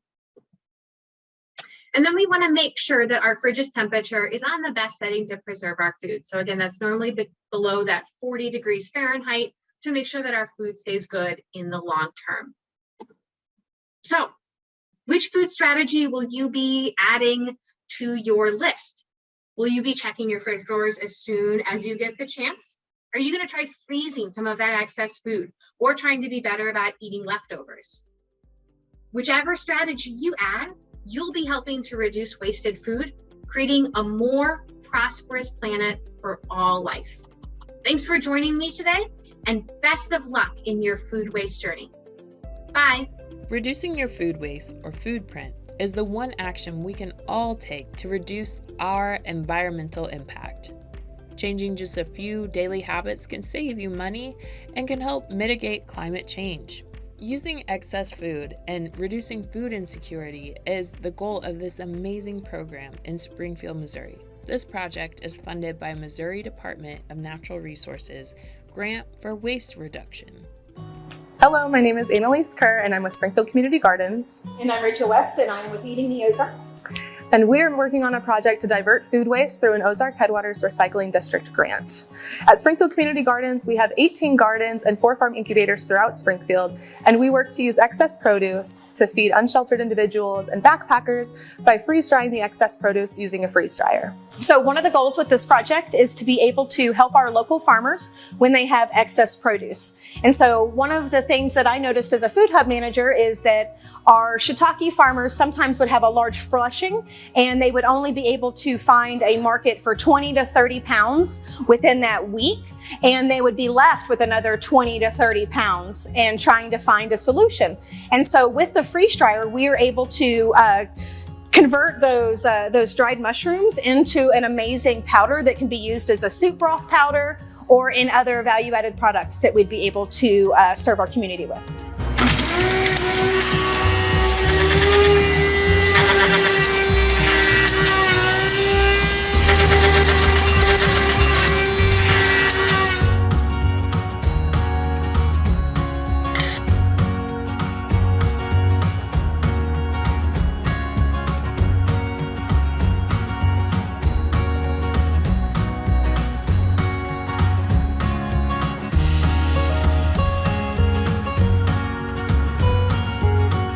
The mission of Springfield Community Gardens is to grow a community where everybody has access to healthy local food, and we do that in a number of ways. Of course, we have the community gardens, but we also have our farm incubator programs, and we have produce distributions.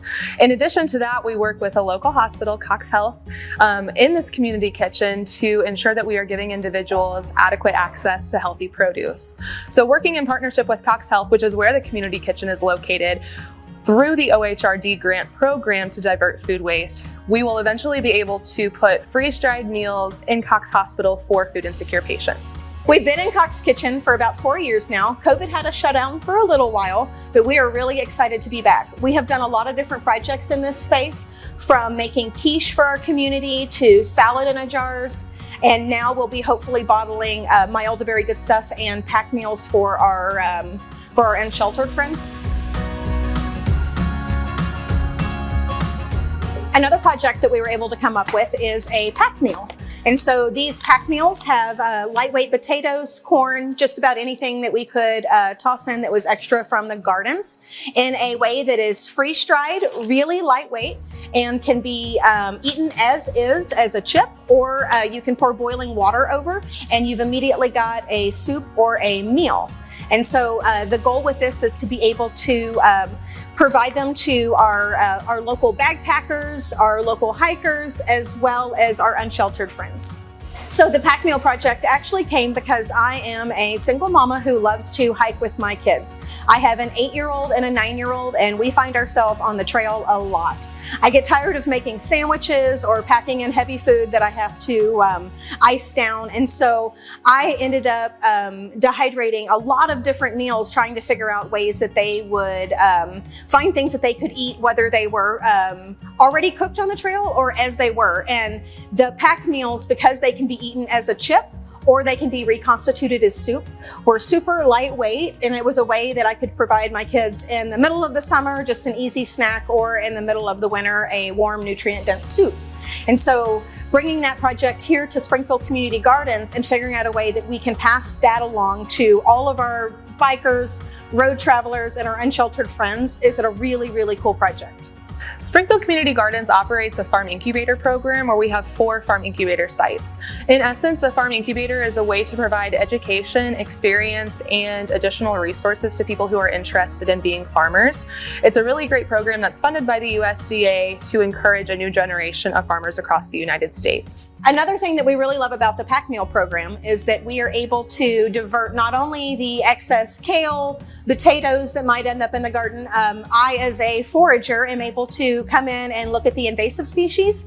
So whether that be curly dock that's growing along with their chard, or chickweed that's growing all in their lettuce bed, I'm able to harvest that and use that nutrient-dense food as food instead of weeds in our pack meals. To make the pack meals, the potato style that we do, that's a chowder, the first thing you do is we boil and mash fresh mashed potatoes, and then we can incorporate any other vegetables that we have, and we freeze dry them.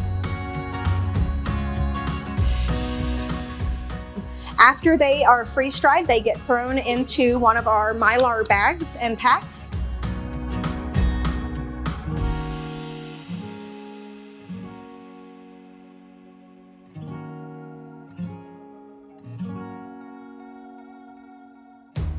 All you need to do to reconstitute it as a soup at that point is pour boiling water in. And so you can have your boiling water from your house, at a campfire, or even at a gas station.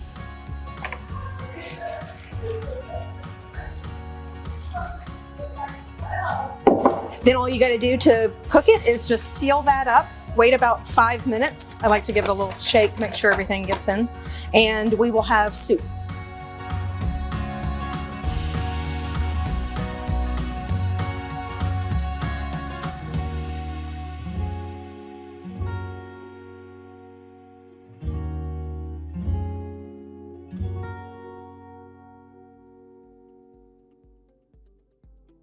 That is simply amazing. What if every community joined together to support programs like this? Imagine what our world could look like.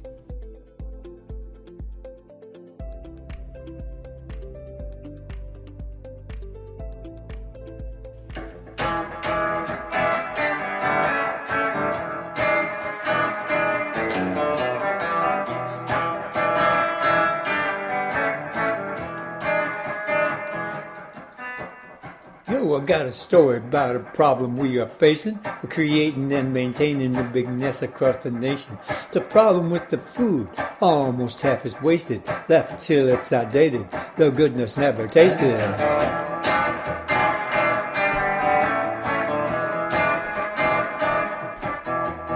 Food too good to waste. Food too good to waste. Starts with preparation, the peeling and the chopping, work that must be done. Not a lot of fun, but the battle to be won just to keep it out the dump.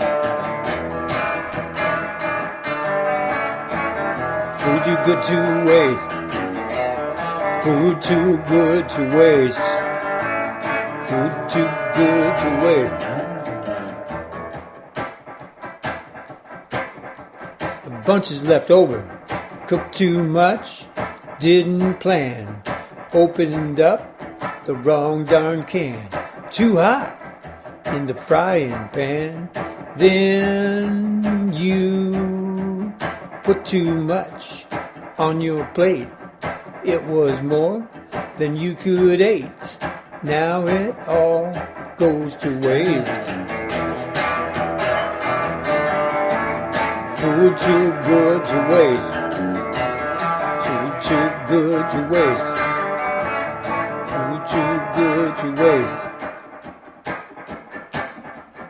Some is lost in storage, moldy in the fridge, no more fresh to give. Shop in your fridge first. Moldy food smells the worst. So close, almost. This waste really hurts. Food too good to waste. Food too good to waste. Food too good to waste.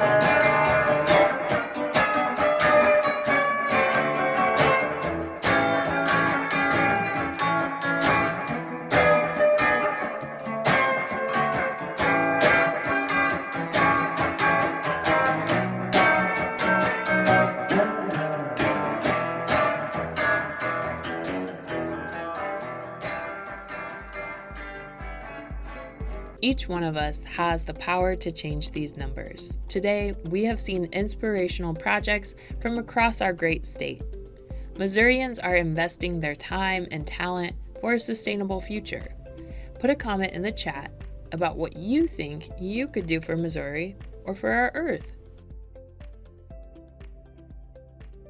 Waste is everyone's responsibility, and everyone can take at least one action to create less waste. As Wendell Berry reminds us, the Earth is what we all have in common. Together, we can make a difference. We started this list of Earth-friendly actions. Some actions you may already be doing, or you may see new ones that you can add to your personal list. Use your voice and encourage others about Earth stewardship. Create art, songs, or stories to raise awareness of Earth-friendly actions. Visit Grow Native's website and use native plants in your yard. Download and use the Marine Debris Tracker app. Become or support a Missouri Green School. Keep Missouri waste-free. Correctly dispose of waste by recycling, composting, etc. Find out about your city's waste reduction plan. Find out about and use your community's recycling options. Recycle batteries and other hazardous waste correctly. Buy items with earth-friendly packaging that say no to plastics and styrofoam. Shop local, farmers markets, and local farm products. Use sustainable versions of single-use items, like straws, cups, utensils, etc. Reduce your food waste. Use a shopping list, eat leftovers, plan meals, etc. Donate unwanted items instead of putting them in the trash. Participate in programs to create ideas about future cities. Volunteer to help Earth-friendly organizations in your community.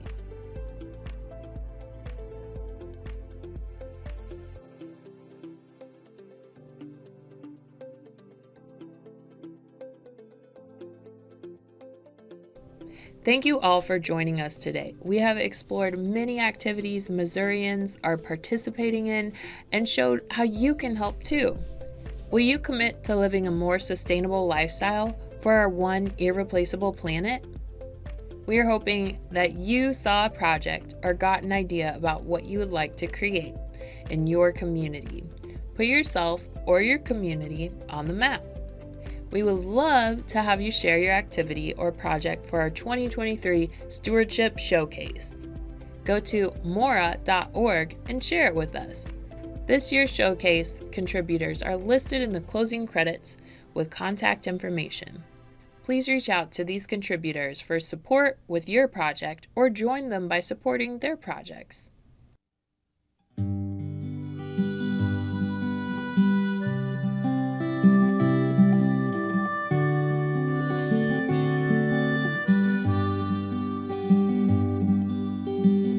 I pledge allegiance to the earth, to her rivers, mountains, sea, and sky. One planet, irreplaceable.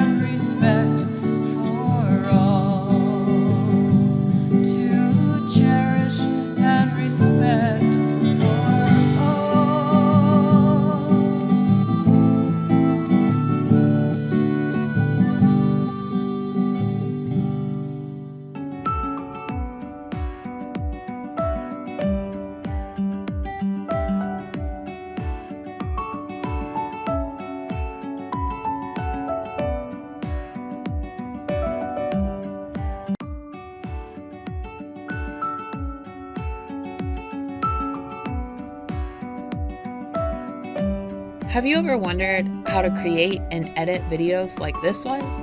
If you're curious on how to grow your creative video making skills, join me, Victoria, for a summer kids workshop called Movie Making for Kid Creatives this summer. You can go to my website, icemediarolla.com, to stay tuned for signups. I'll see you next time, and happy Earth Day.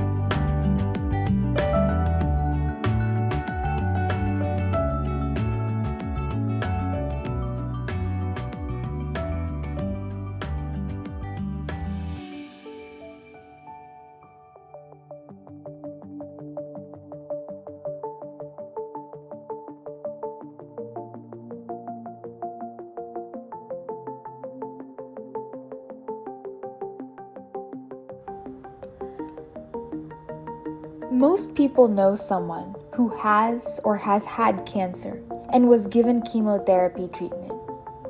But what you may not know is that many of our anti-cancer medications are created from naturally occurring plants and animals found in the ocean. Believe it or not, coral reefs are known as the medicine cabinets of the 21st century. Coral reefs are living animals that support other sea life. The reefs and animals that live there are sources for medications that treat cancer, arthritis, bacterial infections, Alzheimer's, heart disease, viruses, and many more diseases.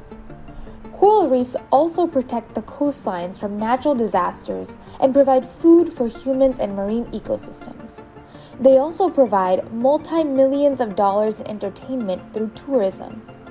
Sadly, coral reefs are endangered, with over half of coral reefs worldwide having died as a direct result of human-induced global warming and pollution. The Earth gives us the gift of medicines. Sustaining a healthy environment on Earth requires all of us to practice Earth-friendly activities in our daily lives.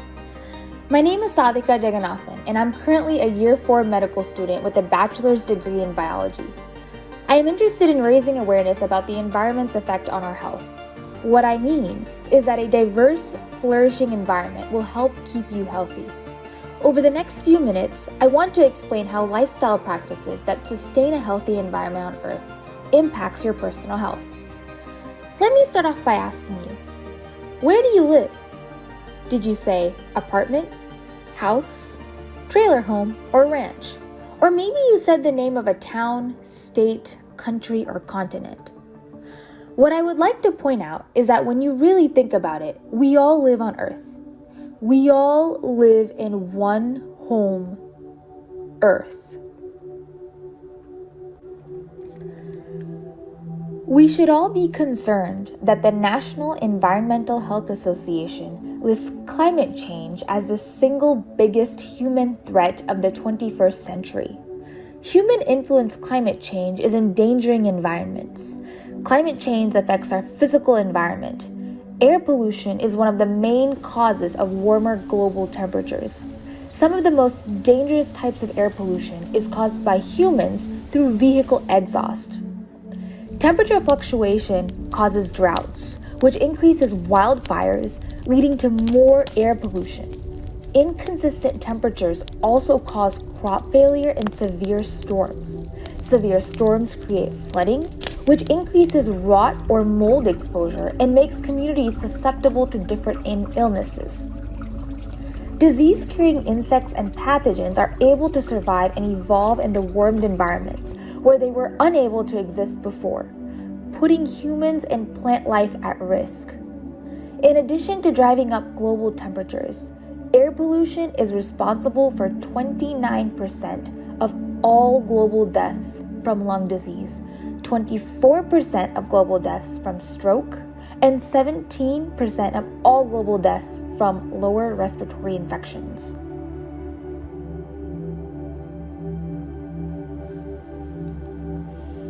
Not only are humans contributing to climate change, but are also harming our home through environmental hazards. Humans improperly dispose of many of the hazardous materials that are used in our advanced products. This, along with regular pesticide use, allows dangerous chemicals to enter food sources and impact our well-being. According to the World Health Organization, 1.6 million deaths were due to chemical exposure. Human-created pollutants are harming our environment and ourselves. According to Health People, 23% of all deaths and 26% of all deaths, aged less than 5, result from preventable environmental causes within their community.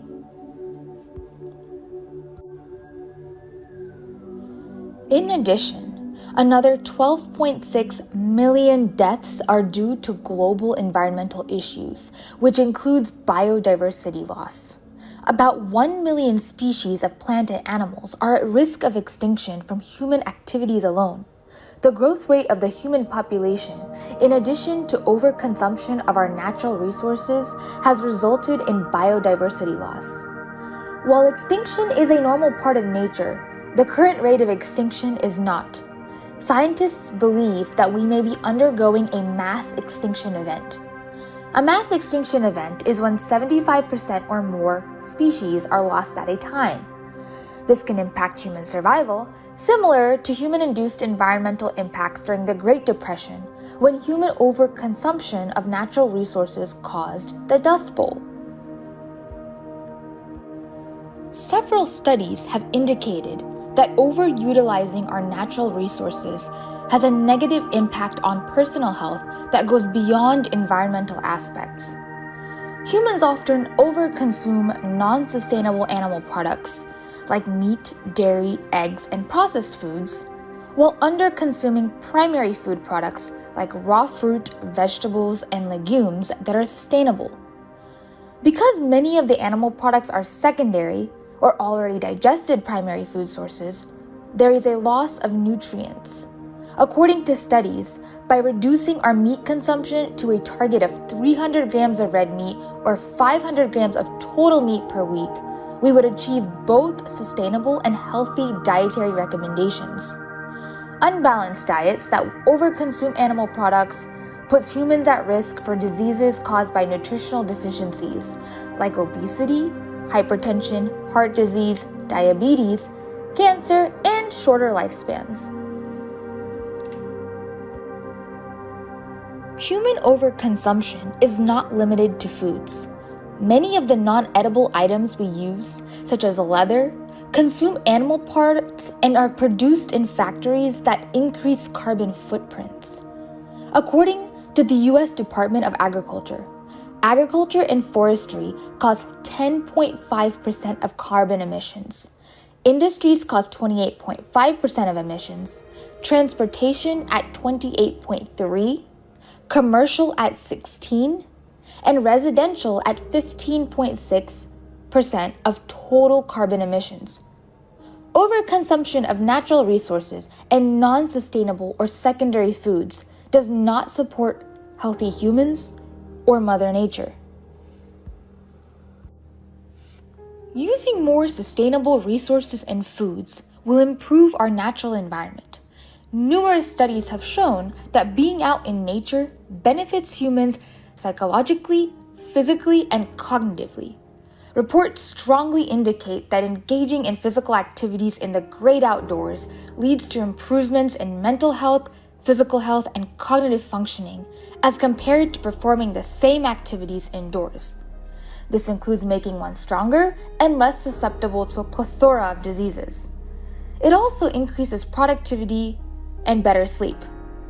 A healthy lifestyle not only is beneficial for medical and psychiatric disease prevention and management, but also for better looking skin, hair, and nails.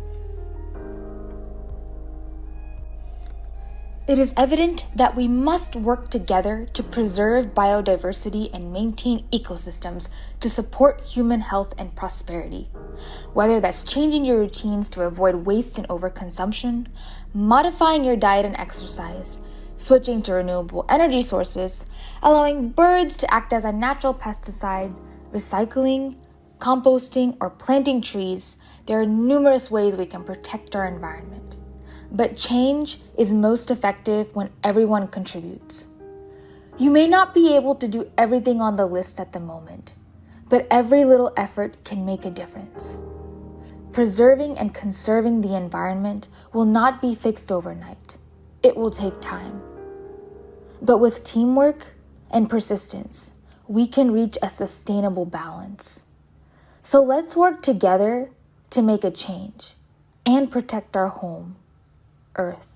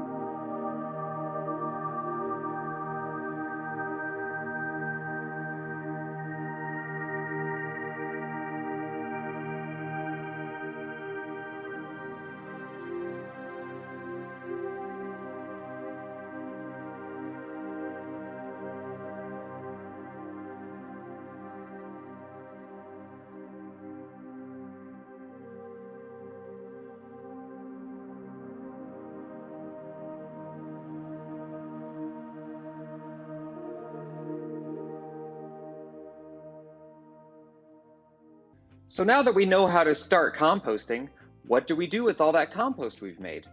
How can I use it to reduce the human impact on the environment? This video, Using Compost, shows how real farmers and home gardeners use compost and other forms of organic matter to kickstart several beneficial processes. These processes start with the addition of compost, mulches, and cover crops to increase the nutrient supply in the soil, bringing it to life. Farmers' crops respond to this kickstart with increased growth and leaf production. Plant leaves are where photosynthesis occurs, pulling carbon dioxide, a greenhouse gas, out of the atmosphere. A mature tree can pull up to 48 pounds of carbon out of the atmosphere in just 1 year. Conventional farming methods have changed the environment, causing a reduction of some species of plants, insects, and animals in an ecosystem. By shifting to farming practices that restore soil to support these environments, we can reduce our human impact on the environment while still retaining productive farms. Composting reduces waste sent to the landfill while providing a perfect ecosystem for decomposers to do their job, which is to create nutrient-dense soil. One important aspect is that nutrient-dense soils retain more water. Using compost reduces or completely eliminates the need for irrigation because soils with more organic matter are able to retain more moisture. The root systems of vigorous plants are long and deep, holding these nutrient-rich soils in place. This reduces erosion and the need for irrigation. Compost-enriched soil retains a minimum of 20% more moisture than other soils. Mulching is a common practice to support vigorous plants. A thick mulch of ground-up aged leaves, while not composted fully, will rot quickly, feed the soil, and help stop weeds. Wheat straw is another commonly used mulch, but wheat mulch has wheat seeds, which sprout and are considered weeds as they compete with the farmer's crops. Straw takes a long time to break down and releases very few nutrients to the soil. For these reasons, some growers are switching to ground-up leaves for their mulch. But compost is by far the best mulch to use on the surface of the ground. When it rains, the many nutrients in the compost soak into the soil, feeding the plants. The remaining composted material covers the soil, retaining moisture for the plants to use later. Finally, well-made compost contains no seeds to compete with the farmer's crop. Farmers are learning new ways of using compost applied by their regular planters. Strip-till planters open a narrow strip in the soil for seeds and compost. Some of these planters even blow the seed and compost into position together. Other farmers spread compost all over their fields. This takes a special spreader and lots of compost, but it helps keep the life in the soil vibrant. Carbon emissions and pesticide use can be reduced by using compost. Pests can be controlled by planting a wide variety of plants which feed more diverse populations of insect species. These diverse insect populations serve to counteract any pest outbreaks. Healthy plants are naturally more resistant to pests. Beneficial nutrients such as compost can easily be produced either on the farm or nearby. This can eliminate the use of transporting truckloads of fertilizers or pesticides with vehicles that burn fossil fuels. Producing synthetic fertilizers also uses lots of energy. Use of fertilizers and pesticides cause species to die off or move away. Composting supports healthy soils, diverse plants, and ecosystems. Many farmers use compost as a starter to put in the ground as seeds are sown or plant starts are planted. This helps the plant all season to hold water and have the food it needs to grow. Cover crops are grown specifically to protect and enrich soils. This cover crop on the herbivore farm is a diverse mix of different types of plants. What happens below the ground is that these plants leak some of the sugars they make into the soil. This feeds a robust web of life that lives, dies, and composts in place to produce rich, dark soil. Herbivore also uses pigs to eat the plants, root up the earthworms, and churn the soil while fertilizing it with their wastes. The only real cost is the seed for the cover crop, which can be grown on the farm and harvested for this use. Compost creates a diverse soil ecosystem that helps fight off problems with fungi and blight, making it a valuable way to improve turf grass. When nature is involved, 2 + 2 = 9. It's the only system we have that creates more life the more we encourage it. Thanks for learning more about how we can use the idea of turning waste into resources through composting. With this knowledge, you are now ready to create a Food Too Good to Waste project that can teach these ideas to your school, your community, or even further, creating a knowledge cascade of your own. We can't feed the soil, then let the soil feed us. We can take some knotty problems and let diversity solve them with cover crops and mulch. Do do do do do. Do do do do do.